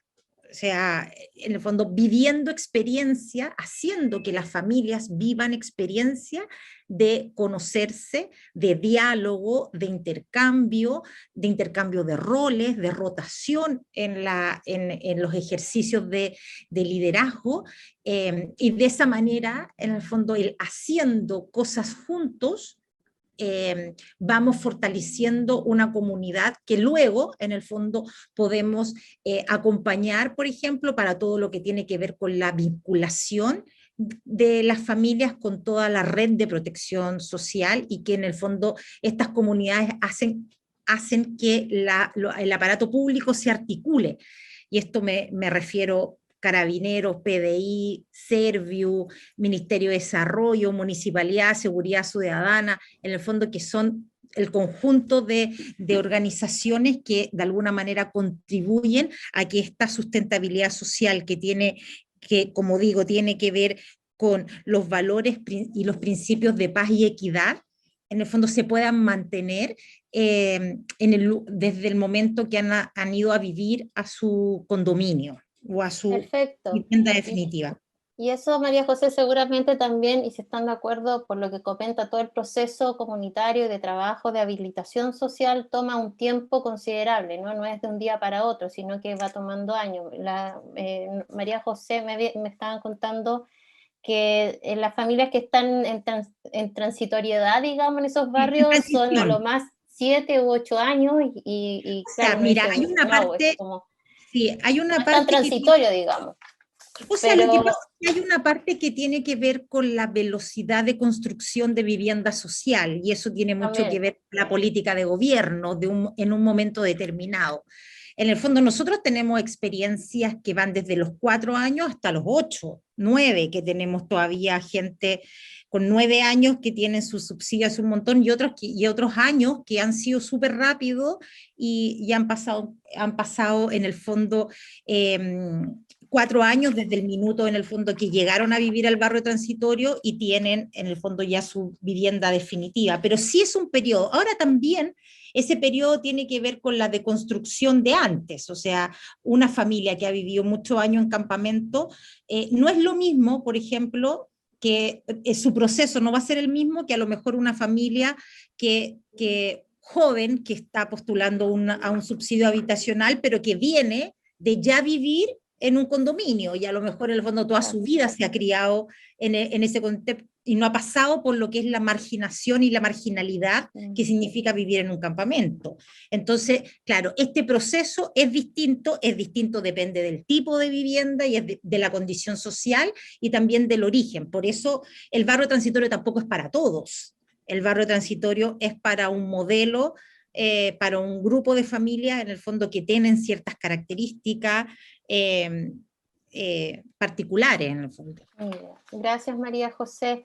Blanca, si ¿quieres compartir tu apreciación? Sí, mira, no, quería hacer un alcance. En el Ministerio de Vivienda, en los planes de construcción de viviendas vulnerables, que son los DS49, que le llamamos, Fondo de Elección de Vivienda, Fondo Solidario de Elección de Vivienda, tiene en todos planes de acompañamiento social. O sea, no tan solo los condominios, sea casa, sea siempre las entidades patrocinantes tienen que acompañarse acompañar a las familias a través de todo el proceso de creación del proyecto, de postulación, de construcción. Tienen un acompañamiento social donde se le van haciendo una serie de talleres de convivencia, de organización, incluyen algunas veces huertos familiares y una serie de complementos que los prepara para vivir en comunidad. Sabemos que ahora la mayoría de los proyectos son condominios. Entonces, como que está cambiando ya el deseo de la gente de vivir en una casa aislada, sola, separada de los vecinos. Entonces, este concepto de condominio viene así como para quedarse y a todo nivel socioeconómico. Nosotros también tenemos los proyectos que son DS19, que son de integración social, donde hay familias vulnerables, emergentes y clase media. Y también tenemos planes de acompañamiento social ahí, pero es como claramente identificable que la gente que más se compromete a trabajar en estos planes de acompañamiento social son la gente que tiene el nivel socioeconómico más bajo. En la medida que va subiendo, la gente como que es más reacia a participar de estas actividades, de estos proyectos que presenta el ministerio. Y en base a las acciones concretas que se deben realizar a nivel de comunidad, yo creo que va en la formación, en la educación y en crear dentro de los conjuntos de viviendas espacios comunitarios donde la gente pueda convivir, los niños puedan jugar en forma segura, puedan tener actividades, se puedan conocer, porque sucede que muchas veces los espacios no tienen, los conjuntos habitacionales no tienen espacio donde la gente se conozca, donde se salude. Generalmente salen de sus puertas, de sus departamentos, caminan al ascensor y con suerte saludan al que se cruzaron, pero no saben quién es, no tienen ni idea de quién es su vecino. Entonces yo creo que una forma de hacer esto más agradable y más sustentable es crear estos espacios donde la gente se pueda juntar, se pueda reunir, se pueda conocer. Y en ese contexto, el Ministerio de Vivienda está impulsando a través de algunos programas que son de espacios comunitarios, construir espacios que sean más sustentables, que sean más amigables, que se adapten un poco a la pertinencia regional y que tenga atributos que sean propios de la región, porque no es lo mismo construir un parque en el sur como construir un parque acá en el norte, donde tenemos menos agua, donde hay mucho sol, la radiación es alta. Entonces que ojalá que estos espacios comunes donde la gente se reúna sean espacios que sirvan para ser usados y no solamente sean decorativos, que si la gente se va a instalar tenga donde protegerse del sol, o si es en San Pedro de Atacama o en la cordillera donde se pueda guarecer del frío, ¿cierto? Y en eso nosotros estamos orientando a que estos proyectos tengan pertinencia. También estamos orientando proyectos que sean también comunitarios, pero que funcionen como punto de encuentros en casos de emergencias. Por ejemplo, en caso de tsunami, crear espacios que estén fuera de la línea de inundación y que contemplen lavaderos, que contemplen luces de emergencia, que contemplen zonas de seguridad donde los vecinos puedan encontrarse en caso de emergencia. Todas estas políticas se están impulsando y ya se han dado a conocer, y para los próximos proyectos igual que se presenten a concurso, se van a ver beneficiados con mayor puntaje aquellos que implementen todas estas medidas. Perfecto, Eso sería mi Blanca. aporte. Entonces ya se están incorporando las líneas de base de la licitación de este tipo de proyectos públicos, estas como lineamientos de sustentabilidad. Sí, sí. Da mayor puntaje a las postulaciones. Esa es una manera, ¿no es cierto?, de impulsar y motivar esta línea. José Guerra, ¿quería intervenir? Sí, quiero intervenir, pero quiero ser breve también para que todos podamos hablar. Sí, yo partiría con la idea de, primero, en el fondo, lineamientos en el que estamos de acuerdo, ¿no? El buen vivir implica también un buen construir, ¿no? Y eso, la verdad que nuestra sociedad lo perdió, ¿no? Hoy día somos una sociedad que ha construido una ciudad desigual, ¿no? y por tanto el volver a reencontrarnos para construir ese tipo de ciudad. Aquí me gustaría hacer un poco de historia. Chile tenía un excelente sistema de construcción de ciudad social, ¿no? Y el ejemplo claro acá en Antofagasta es el conjunto habitacional del Curvo. El Curvo es un edificio, y Caliche son edificios que se construyeron como viviendas sociales y con una calidad que hasta hoy día está, ¿no es cierto?, en pie. Entonces, ahí hay un proceso que se produjo de deterioro de la calidad constructiva y por tanto, y en ese entonces también se pensaba como no solamente la vivienda como la solución, sino que entender que la construcción es la construcción de la ciudad, ¿no? Una ciudad para todos. Y por tanto, yo creo que es importante tener claridad que la solución pasa por buscar tener una ciudad más igualitaria, donde no se produzcan estos guetos de diferenciaciones tan distantes que implican desgaste de viajes urbanos para venir a los lugares de trabajo, en fin. Entonces, yo creo que recuperar la escala de la comunidad, que también probablemente, en mi caso, todos nos criamos, ¿no es cierto?, jugando a la pelota en la calle, y hoy día eso cada vez ha sido más distinto, más difícil. Por tanto, yo creo que también implica reconocerse respecto a los ciudadanos, ¿no? Ya lo mencionaron en algunos casos, o sea, la gente que vive en condominio a veces ni se conocen. Entonces, ahí también hay un trabajo súper importante respecto a la condición que implica vivir en ciudad. Entonces, desde el punto de vista de acciones concretas, a mí una de las que creo que sería muy relevante en términos de entender que la idea regional tiene que ver en la posibilidad de nuestro ambiente desértico que nos permite hacer muchas actividades en el exterior, por tanto las viviendas debieran contemplar esa condición de posibilidad de extender, ¿no? El habitar, que no solamente tiene que ver con estar dentro de una casa, sino que naturalmente aquí se expande y eso no necesariamente está contemplado en los metros cuadrados, ¿no? De a lo mejor debería haber unos metros cuadrados flexibles en las cuales se pudiera expandir. Y lo otro es la idea fuerza que nosotros tenemos en Chile como a vivir muy aclanados, ¿no? Aparte los papás, después, o los abuelos, los papás y los hijos, todos empiezan, ¿no es cierto?, a compartir espacios. Eso no se da en otras sociedades, se da en las nuestras, ¿no? Y por tanto, esa también puede ser una manera de construir ciudad en términos de la construcción de redes sociales y redes de apoyo que parten del núcleo familiar. Eso. Gracias. Gracias, José. María Fernanda, continuamos contigo y luego pasamos a la siguiente pregunta. Muy breve. Yo voy a tomar algo que dijo María José y que dijo Blanca y que tiene que ver con el tema, lo que nosotros llamamos integración. En realidad, integración, pues se habló de la integración social, pero no hemos hablado de la integración cultural, ¿ya? Y que es un factor súper importante. Yo puse cuando abrí la palabra resiliencia porque me parece que es fundamental y es algo que en general se toca súper poco cuando hablamos de lo que es inevitable en temas de efectos del cambio climático y los grandes desplazamientos de personas que que van a suceder dentro del mismo Chile y que vienen y que lo hemos visto ahora, cierto producto de la inmigración que tiene mucho, cierto, de político, en el futuro va a tener, o sea, eso se habla que la próxima guerra va a ser por alimento y por agua, y efectivamente no me cabe duda que va a ser así, o sea, es un tema inminente. Yo creo que finalmente una de las soluciones y que nos falta discutir para un buen vivir tiene que ver con estos temas, cierto, de integración cultural.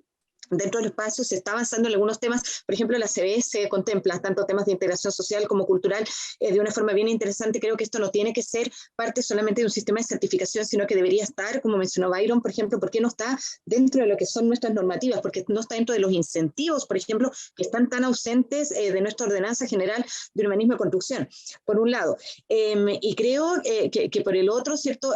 Tenemos que empezar a reconocer estos nuevos patrones demográficos que yo les comentaba, incluso en temas etarios. como dato, Chile es el país de Latinoamérica que tiene la menor tasa de renovación de población. Las mujeres en Chile somos las mujeres que tenemos menos hijos, por lo tanto vamos a tener una población mucho más envejecida que el resto de la región. Entonces, finalmente, ¿cómo, o sea, cuando hablamos de integración, cierto, comunitaria, cómo empezamos a recoger también dentro de los patrones demográficos, no solo lo cultural, sino también estos nuevos patrones etarios que van a ser finalmente, o sea, sí o sí, parte de cómo vamos a tener que empezar a construir nuestras nuevas ciudades, nuestras nuevas viviendas, edificios, comunidades. Tiene que estar necesariamente todo eso dentro de lo que es la discusión del quehacer, no solo arquitectónico, sino todo lo social que hablaba María José en la exposición de lo que ellos hacen como fundación. Sí, me parece que son tópicos bien relevantes: resiliencia, integración y los patrones demográficos que tienen que estar dentro de esta discusión. Muchas gracias, María Fernanda. Y tomando la parte que mencionas que, porque bueno, estas cosas no son obligatorias en la norma, la ordenanza, será pues que tiene que ver con lo que viene en la última pregunta, sobre cuál es la factibilidad de aplicar a nivel regional las herramientas de fomento de certificación, como por ejemplo la CVS, para incluir criterios de sustentabilidad en las etapas de planificación, diseño y construcción y operatividad a los programas de vivienda social, específicamente, de S19 y de S49. Considerando quizás que los aspectos de inversión, ¿no es cierto?, y costos que implicaría para el Estado generar o implementar obligatoriamente en sus lineamientos estas certificaciones, si bien aquí, María Fernanda, tú me mencionas, claro, efectivamente, ahí mencionas el caso de Maule, que es un proyecto que se está basando en esos lineamientos de ese proyecto específicamente, porque eso no se ha ampliado en general en todos los otros proyectos de estos programas. Ahí me gustaría que quizás Blanca pudiese dar su intervención. ¿Qué crees tú, Blanca, que faltaría para que efectivamente se haga factible esta aplicabilidad en los lineamientos de base en estas licitaciones de programas de habitacional? Ya, mira, voy a empezar primero por los DS19. Los llamados DS19 se pueden generar de dos tipos. Uno que es el llamado regional anual, o sea, el nacional anual, que se hace todos los años y que incluye las bases a nivel, son las mismas para todo el país. Pero también existe la posibilidad de hacer llamados regionales y en eso son los que se incluyen nuevos requisitos o propuestas para las empresas que postulen. Nosotros acá hicimos un llamado regional que fue uno de la Chimba Alto, donde estamos haciendo 6 edificios, casi 1000 departamentos, y en los que nosotros pusimos y dimos puntaje a algunos atributos de sustentabilidad que fueran distintos a lo que exige la norma, ¿ya? Y la verdad que no nos fue muy bien, pero que logramos algunos más que nada con iluminación fotovoltaica en áreas comunes, y que es como que a la gente le cuesta un poco probar con más cosas, ser más, tener más, no sé, más iniciativa y presentar otras propuestas. También en lo que son los parques interiores de los condominios, nosotros también exigimos o pedimos que sean con atributos de sustentabilidad, lo que es los riegos de las áreas comunes, minimización de agua, etcétera, todas esas cosas. Y otro punto que también se está aplicando y que se está asociando mucho a la sustentabilidad es la aplicación del BIM, de la metodología BIM para proyectos, y que en Santiago el Ministerio ya está levantando proyectos en el Parque Bicentenario, me parece, donde va a ser los Juegos Panamericanos, algo así, que son para personas con discapacidad física. Esos edificios se están haciendo con algunas solicitudes de información de BIM. Entonces, una de las ideas también es nosotros poder aplicar todas estas metodologías acá. ¿En qué chocamos como ministerio? Primero que nada, que BIM, todavía el ministerio no tiene la capacidad ni la infraestructura para revisar BIM.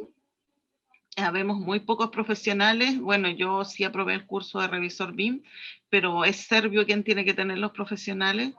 Y también las empresas, cuando uno les propone o lo conversa con ellos que pudieran aplicar BIM, también les cuesta un poco porque no están muy interiorizados del tema, o también no existe como la parrilla de actores que puedan trabajar en este sistema, tanto la parte de arquitectura, ingeniería, infraestructura, la parte de instalaciones.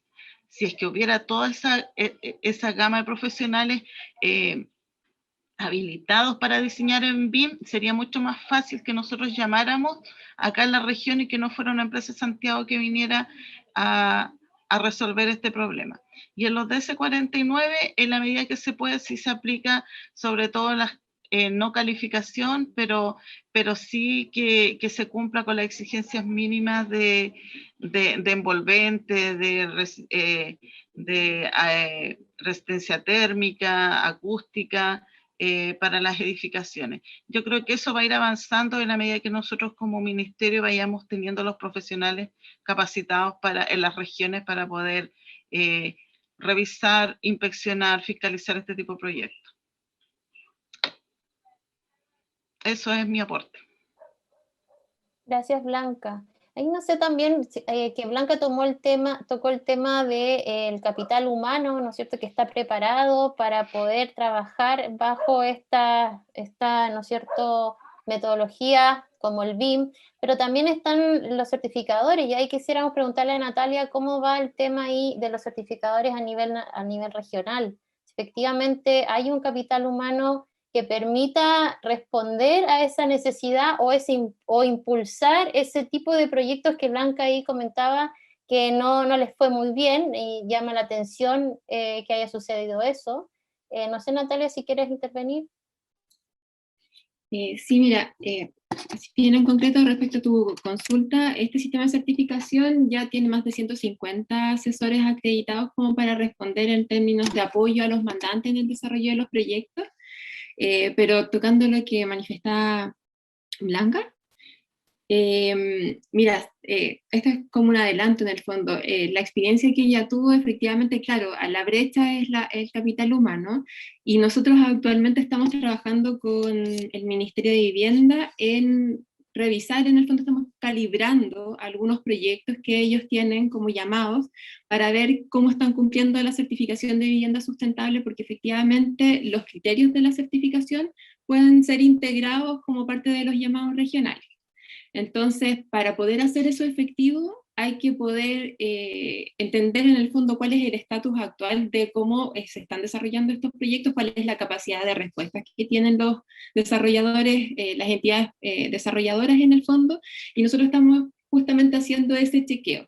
Y lo que nos dimos cuenta es que, por ejemplo, en el del proyecto Bicentenario, el que mencionaban también, hay una respuesta positiva en el sentido de que calibramos un proyecto con respecto a los requerimientos de la certificación y efectivamente podría cumplir los mínimos en el fondo de la certificación y algunos de los voluntarios.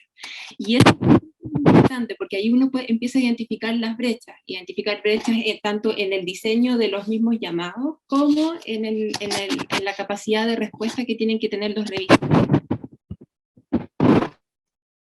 Y ahí quizás tocar de nuevo el punto de que a lo mejor no me di a entender bien al inicio de la conversación, pero yo sigo insistiendo que la formación de capital humano es clave. Ese es un desafío relevante en el fondo, y por eso, de alguna manera, dado que esta es una instancia también académica, tomar en el fondo en consideración que hay un desafío país con ya unas líneas de estrategias públicas claras, en función de los compromisos internacionales, con hojas de ruta, etcétera. Entonces, ojalá poder que la academia pueda considerar estas iniciativas, ¿cierto?, integrarlas dentro de la visión que tienen en las mallas curriculares, ¿cierto?, y poder transmitirlas a sus alumnos, porque concretamente se requieren capacidades técnicas específicas en algunos ámbitos para poder dar respuesta a los desafíos que tenemos como nación en el fondo. Y tomando un poco lo que dice Natalia, y se desprende una pregunta: ¿qué creen ustedes si tiene que ver el diseño de un proyecto habitacional es capaz de soportar de acuerdo a los costos o las inversiones que se piensan en utilizar en las viviendas? ¿Es posible eso? ¿Qué creen ustedes?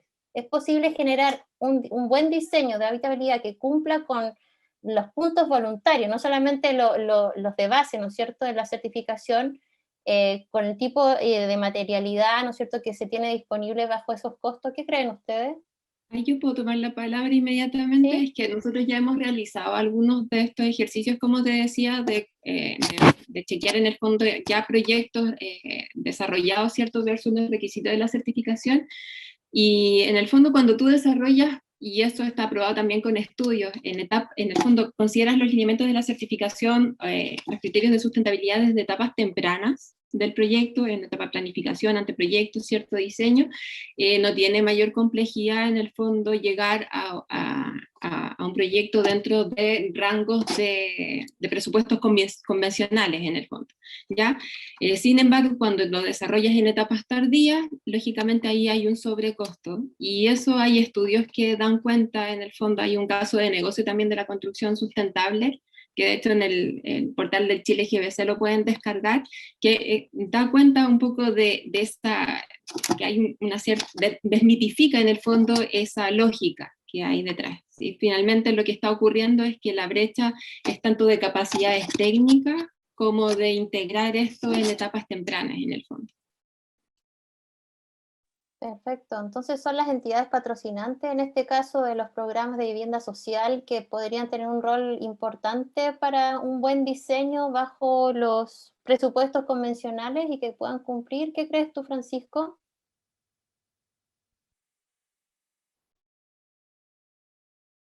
Estás muteado. Ahí sí.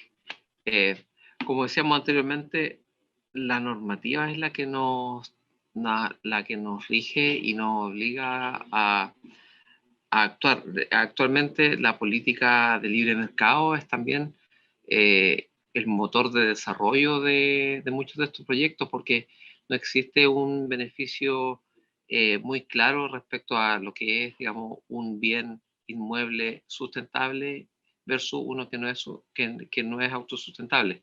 Entonces, generar estas políticas ayudaría a emparejar la cancha desde el tema normativo, ya que la política de mercado no lo ve así. Digamos, en la política de mercado habla más bien de productos de beneficios inmediatos, digamos, de la rentabilidad inmediata para el gestor de los proyectos, y no se ve, digamos, no se asume el tema de el beneficio a largo plazo, que es lo que las leyes de la sustentabilidad, digamos, nos proponen. Generar este marco, modificar este cambio normativo, certificar nuevos materiales, abordar las políticas, digamos, de habilitación social que hemos mencionado en distintos ámbitos. Yo creo que todo esto va armando un todo que nos permitiría dar un salto cuantitativo en la calidad de vida de nuestros habitantes, y no solamente pensando en el costo de los proyectos, sino que pensando, digamos, en su vida útil, en su ejecución y en su autosustentabilidad. Eso es lo que puedo opinar. Gracias, Francisco. María Fernanda, ¿querías opinar o tu mano quedó...? No sé, parece que quedó levantada, sí, pero sabes que voy a tomar lo que dijo Nati, que tiene que ver con un caso de estudio que efectivamente tenemos nosotros.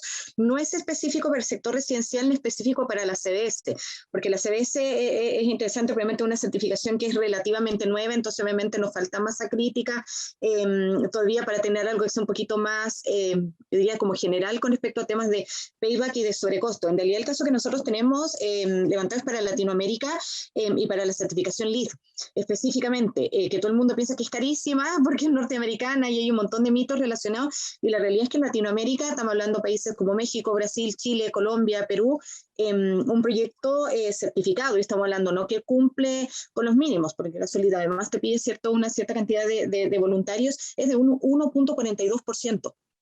Yo hago clase en un magíster, y yo la otra vez le hice esta pregunta hace 2 semanas atrás a mis alumnos y les pregunté cuánto creían ellos que era el sobrecosto de un proyecto certificado.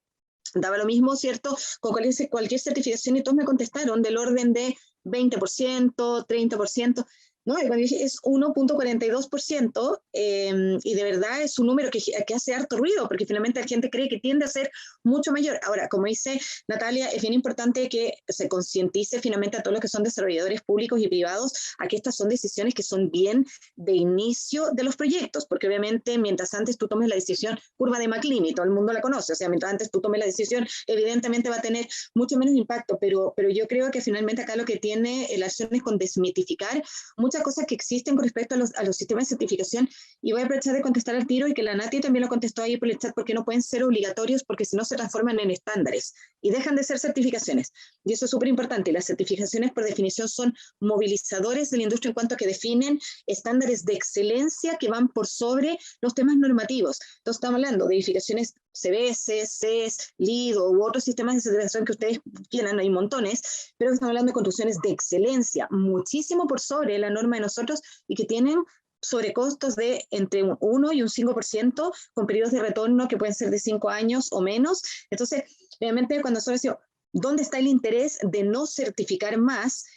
Yo creo que finalmente tiene que ver con lo que mencionaba la Nati también, de que parte del trabajo de nosotros es empezar a permear todo esto hacia lo que es los desarrolladores, los mismos arquitectos, trabajar con los colegios, las constructoras, y también súper potentemente a la academia en lo que es pre y posgrado. Yo creo que esos datos son fundamentales para encantar en lo que tiene que ver con estas nuevas formas de ver la sustentabilidad.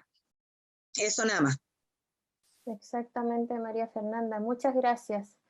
Bien, Rodrigo. Bueno, para ir finalizando, cada uno va haciendo su última intervención, como para concluir, digamos, esta conversación, y en base a lo que hemos conversado, en el caso personal, creo que la empresa privada debe contar con más incentivos, porque básicamente toda política pública sin incentivos, porque si bien es cierto, en lo que es implementación no es tan costoso, en lo que es capacitación del personal, finalmente es el punto importante y el punto donde puede llegar a subir los costos. O sea, el 1,5% que hablaban ahí en porcentaje de sobrecosto de una construcción, no se está valorizando, digamos, la implementación y la capacitación del personal que participa en esta nueva forma de pensar los proyectos. Entonces ahí hay un punto importante que se debe considerar en costos, digamos, que afectan, digamos, a la empresa privada. Bueno, para continuar con las intervenciones, vamos a darle el paso a Natalia Reyes, que nos dé su conclusión final sobre lo que hemos conversado en la tarde. Quizás nuevamente transmitir de que, por lo menos desde, quizás es por el trabajo en el que estoy en el fondo, pero considero que ya hay una lógica de políticas públicas, estrategias, ¿cierto?, en torno a los temas de sustentabilidad, ¿cierto?, economía circular y descarbonización en el fondo del parque construido, clara ya, y que involucra a los distintos actores en el fondo, academia, sector privado, público, pero justamente lo que hace falta es que esto permee, que esto llegue al usuario final, que llegue a las nuevas generaciones en el fondo. Entonces, más que nada, yo insisto en que la formación de capital humano y comunicacionales de lo que se está realizando es clave. En realidad me quedo con eso.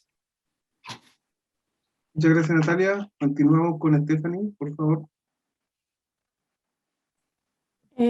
Bueno, varias cosas, pero lo que más me quedó como dando vuelta es esta sensación de que finalmente, como dice Natalia, o como nombró más personas, esto de armar como las redes, ¿cierto? Y de transmitir finalmente lo que se está haciendo y el conocimiento que se pueda dar en la academia hacia los futuros profesionales, por un lado. Lo otro, sin ser tan experta, digamos, en las certificaciones, las conozco, sí, pero no soy certificadora, por ejemplo, no estoy tan metida en el tema, pero sí las conozco. Y como varias cosas, qué sé yo, estrategias o certificaciones, entiendo que no, la conclusión es como que no pueden en este caso ser obligatorias, porque dicen que pasarían a ser estándares. Bueno, entonces quizás, como dijo Byron, los estándares tendrían que entrar a subir, ¿cierto? Lo que se dice la UCOL o la Ley General de Urbanismo, esos estándares tendríamos que quizás entrar a elevarlos un poco y que no solo dependa de las voluntades de ciertas partes, que por supuesto también están bien, pero a lo mejor los estándares están muy bajos. Y lo demás creo que con la sostenibilidad social en las comunidades creo que es súper clave, que también se dijo, el tema de poder también hacer como una educación continua a la comunidad, porque obviamente la comunidad no es su deber y no es, digamos, necesario que las comunidades sepan cosas que saben los expertos, o que nosotros podemos también orientar. Entonces, por ahí hacer una transmisión continua, quizás en educación ambiental, en que la gente valore el territorio, pueda haber temas medioambientales que están súper importantes, ¿cierto? Porque también tienen que ver con las vulnerabilidades que puedan tener los territorios, y que valoren finalmente lo verde en la ciudad o otras cosas, ¿cierto? Contaminaciones, y que puedan también hacerse cargo de eso, pero puedan tener esa conciencia. Creo que también eso es continuo, después de que las estrategias se implementan y no necesariamente se acaban ahí, los planes, los programas, puede haber también algo continuo para justamente poder aplacar un poco el deterioro de los barrios, de las viviendas. Creo que también eso puede ser clave, el tema de la educación. Gracias, Stephanie. Continuamos con José, que quería opinar también. ¿Estás muteado, José? Ahí. Sí, yo creo que una conclusión que uno podría sacar tiene que ver con mejorar la innovación, ¿no? La innovación como proceso de co-creación, la innovación como proceso de co-creación social también. Y lo digo específicamente desde el punto de vista de lo que significan los procesos constructivos y la oferta de diseño constructivo. Nosotros en nuestra región, cuando hubo el terremoto en Tocopilla, finalmente se trajeron viviendas de Canadá, ¿no es cierto? Nosotros tenemos aquí una capacidad de diseñar proyectos y con innovación. Si uno observa lo que son los campamentos mineros, ahí se ha desarrollado vivienda con procesos de industrialización. ¿Y por qué eso no lo hemos hecho en la vivienda social? Ahí yo creo que hay un gran desafío bien importante. Tenemos experiencia de construcción industrializada en el norte, en los campamentos mineros de alta calidad, y eso se podría trasladar justamente a construcción industrializada para mejorar los estándares, tanto en el proceso de diseño, en nuevos materiales, y por tanto yo creo que hay un desarrollo bien importante, porque hay varias brechas que saldar respecto a las empresas constructoras regionales. Las certificaciones que nosotros hemos hecho, todas son empresas de Santiago, entonces no se han involucrado todavía las empresas regionales en los temas de certificación. Gracias. Ya, gracias, José. Ahora continuamos con Blanca.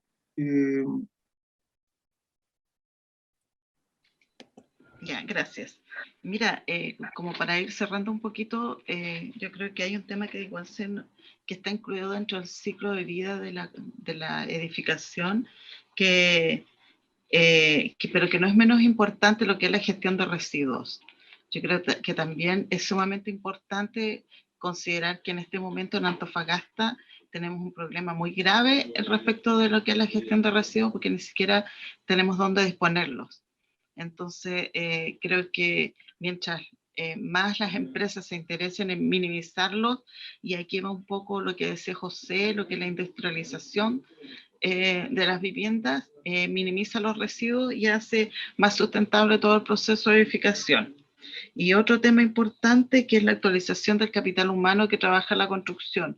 Muchas veces las personas, nosotros como servicio público, siempre nos están capacitando, siempre nos están actualizando, y aún así muchas veces nos encontramos que tenemos brechas con los profesionales nuevos que van saliendo de las universidades.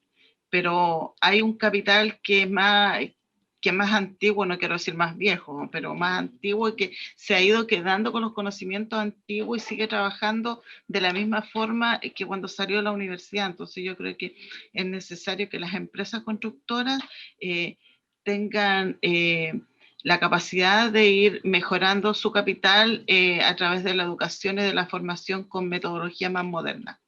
Gracias. Gracias, Blanca. Continuamos con Byron López. ¿Se me escucha bien? Que tengo un problema de conexión. Yo creo que, como se ha mencionado, igual el tema de los costos, no soy experto en eso, sí, pero hay como una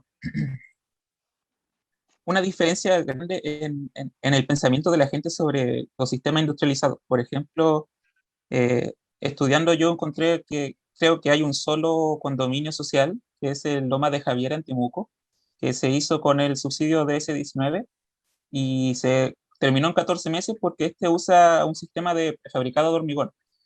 Y, por ejemplo, si se compara con el tiempo de espera que tienen normalmente un condominio social que, como mencionaban, puede ascender a 4 o más años, hay una gran diferencia en el tema del costo de mantener la construcción durante 4 años a una diferencia de 14 meses.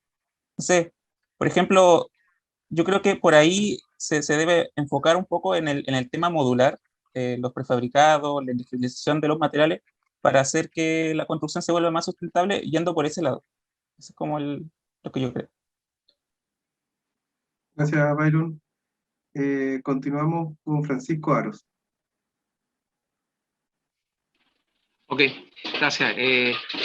Yo tengo una visión bien esperanzadora de lo que se nos viene, porque creo que estamos viendo procesos importantes. El mismo hecho de poder reunirnos en una telereunión, digamos, hace que los procesos, ya no hay que tomar un avión para poder sentarse a conversar de estos temas. El intercambio de tecnología, los avances, digamos, que hoy se están haciendo en Asia, en un par de años podríamos tenerlos, digamos, acá con desarrollos de tecnología, como decía José. En China se hizo un edificio de 12 pisos en un día. Son procesos que pueden, digamos, generar un impacto importante en nuestra comunidad. Y también decir que, de alguna manera, el Estado se está volviendo más empático en la sensibilización de su diagnóstico. Fíjense que hace poco el programa de microradicación observó que las familias chilenas, como decía José también, viven muy aclanadas. Entonces hay una economía circular de que los hijos cuando crecen van a trabajar y dejan a los nietos a cargo de los abuelos y digamos y se va generando esta economía circular de la familia. Entonces, reconociendo eso, el programa de microerradicación dice, vamos a tomar el terreno de esta familia, donde viven hacinados, digamos, 3 grupos familiares, 4 grupos familiares, y vamos a asignarle un subsidio para subdividir su terreno y construir 4 viviendas como una copropiedad. Entonces, eso para mí es muy potente porque no solamente le da una solución habitacional, descartando el tema de la adquisición del terreno, que es una variable súper relevante en Antofagasta, que tenemos muchas variables, digamos, muy exigentes, por el estándar minero, por el TE1, por un montón de cosas, que nos hacen, digamos, más caros, nos encarecen respecto a las regiones, pero este tema de la sensibilización y de la adaptación de los programas sociales o habitacionales a estos modos de vivir, yo creo que están marcando una diferencia y están, digamos, aportando al desarrollo. Por eso tengo una mirada esperanzada respecto a lo que puede ir sucediendo de aquí en adelante. Eso quería aportar. Gracias, Francisco. Continuamos con María José. Bueno, desde el punto de vista del gasto social, más allá de solo desde el gasto del ministerio, sino que del gasto social como país, en el fondo un condominio social que fracasa en sus indicadores de calidad de vida, en sus indicadores de delincuencia o de que esté destruido. Ejemplos hay en el fondo aquí en Antofagasta como Capa Rosa, que es un condominio muy bonito, que a los pocos años en el fondo está bastante destruido. Eso es lejos, mucho más caro para el país que incorporar el concepto de sustentabilidad social a la hora de construir vivienda social. En el fondo, en el entendido de que al final del día son las comunidades que van a habitar estos condominios sociales los que van a hacer que efectivamente estas viviendas sean sustentables o no sean sustentables en el largo plazo. Entonces, entre más temprano se invierta en yo escuchaba ahí como en etapas tempranas, decía yo, que me gustan esos conceptos a la hora como de definir la planificación del proyecto, en etapas tempranas, como empezar a trabajar con la comunidad que va a vivir en ese condominio. Entre antes se haga, en el fondo, al final, ese condominio social va a ser más sólido. Y en ese sentido, yo creo que un desafío para nuestro país y un desafío para el Ministerio de Vivienda es el trabajo más de integración, donde el concepto del Ministerio de Vivienda sea vivienda y un más, vivienda y un plus, no solo la construcción de una vivienda, sino que la construcción de una vivienda en un condominio social que sea sustentable. Eso creo que es un desafío. Muchas gracias, María José. Continuamos con María Fernanda para ir ya finalizando las conclusiones. Sí, sabes que nosotros, en el trabajo que hacemos, y que voy a decir hacemos con muchas otras organizaciones en conjunto, porque cuando José comentó justamente lo de los ODS, el ODS 17, esa alianza para cumplir los objetivos de desarrollo sostenible, que es bien importante, y que tiene que ver con el tema de infraestructura de datos. Ya nosotros, si hay una brecha grande que tenemos en Chile, tiene que ver con temas, por un lado, de incentivos, porque lamentablemente carecemos de incentivos normativos, y los incentivos financieros también son insuficientes, en una brecha grande, y por el otro lado el tema de la infraestructura de datos. Nosotros como sector construcción, justamente, por ejemplo, los NDC de Chile, el año 2020 cuando se actualizaron, ¿cierto? Nuestras constituciones nacionales determinadas, por primera vez nombran al sector construcción, súper insuficiente con respecto a lo que hacen otros países, ya no países de Latinoamérica, sino otros países, ¿cierto? Europeos, Estados Unidos, Canadá, y es justamente porque nosotros no tenemos datos desde el sector construcción donde poder comprometer, o sea, sobre los cuales poder comprometernos. Entonces yo creo que ese es un trabajo grande, un desafío bien grande para la academia también, o sea, para todos quienes venimos del sector privado, de poder contribuir. Cuando hablo de datos, no es solo el dato duro, o sea, por ejemplo, María José, que trabaja con temas sociales, deben tener un montón de data súper interesante, por ejemplo, de patrones de comportamiento, de ocupación, etcétera, sobre los cuales poder trabajar. Entonces, es importante porque, o sea, detrás de cada brecha hay oportunidades. Entonces, es súper importante entender que finalmente sobre estos temas de los incentivos, súper al debe el sector público, incentivos normativos, por ejemplo, dentro de la ordenanza, el tema, ¿cierto?, financiero, por el mismo lado del sector público y también del sector privado de la banca, por ejemplo, y por el lado de la infraestructura de datos, de caracterización, por ejemplo, de edificación en la zona norte, porque se construye distinto en todas las regiones de Chile. Entonces yo creo que eso, por lo menos para quienes están en la academia, es un desafío gigante de empezar a mapear toda esa información para poder tener compromisos finalmente de descarbonización basados en lo que nosotros aportamos como sector construcción. Así que ahí lo dejo, porque en este minuto estamos bien en la nube con respecto a qué es lo que realmente, cómo nosotros nos comportamos en términos de sustentabilidad desde el sector. Gracias, María Fernanda. Continuamos con Valesca para ir cerrando. Bueno, nada, un poco anotando todos sus comentarios finales para ir cerrando la síntesis, ¿no es cierto? Se habló de lo último que mencionó María Fernanda, muy interesante, mapear la información de los datos que debemos tener de la caracterización de las edificaciones en cada sector, en cada zona, la inversión temprana, ¿no es cierto?, de esta planificación sustentable, lo que mencionaba Blanca Moreno también sobre las brechas con los profesionales versus los nuevos que están saliendo, también que actualizarnos, ¿no es cierto?, ir capacitándonos en ello, en todas las cosas que se están implementando hoy. Lo que hablaba Byron también sobre los costos, lo que hablaba también José sobre la industrialización, sobre la innovación importante que deberíamos, ¿no es cierto?, implementar en nuestras edificaciones. Muy interesante en general todas las intervenciones, así que estamos súper bien en la hora, son las 5 de la tarde y cumplimos con el objetivo de esta mesa de conversación. Desde ya les damos muchas gracias y agradecimiento por su participación. por sus comentarios y su buena disposición. Muchas gracias a Empezamos todos por la entonces. participación. Que les vaya Muchas muy gracias. Gracias a bien. ustedes, nos vemos. Muchas gracias a Adiós. todos también. Vale, muchas gracias. Chao, gracias. Chao, chao.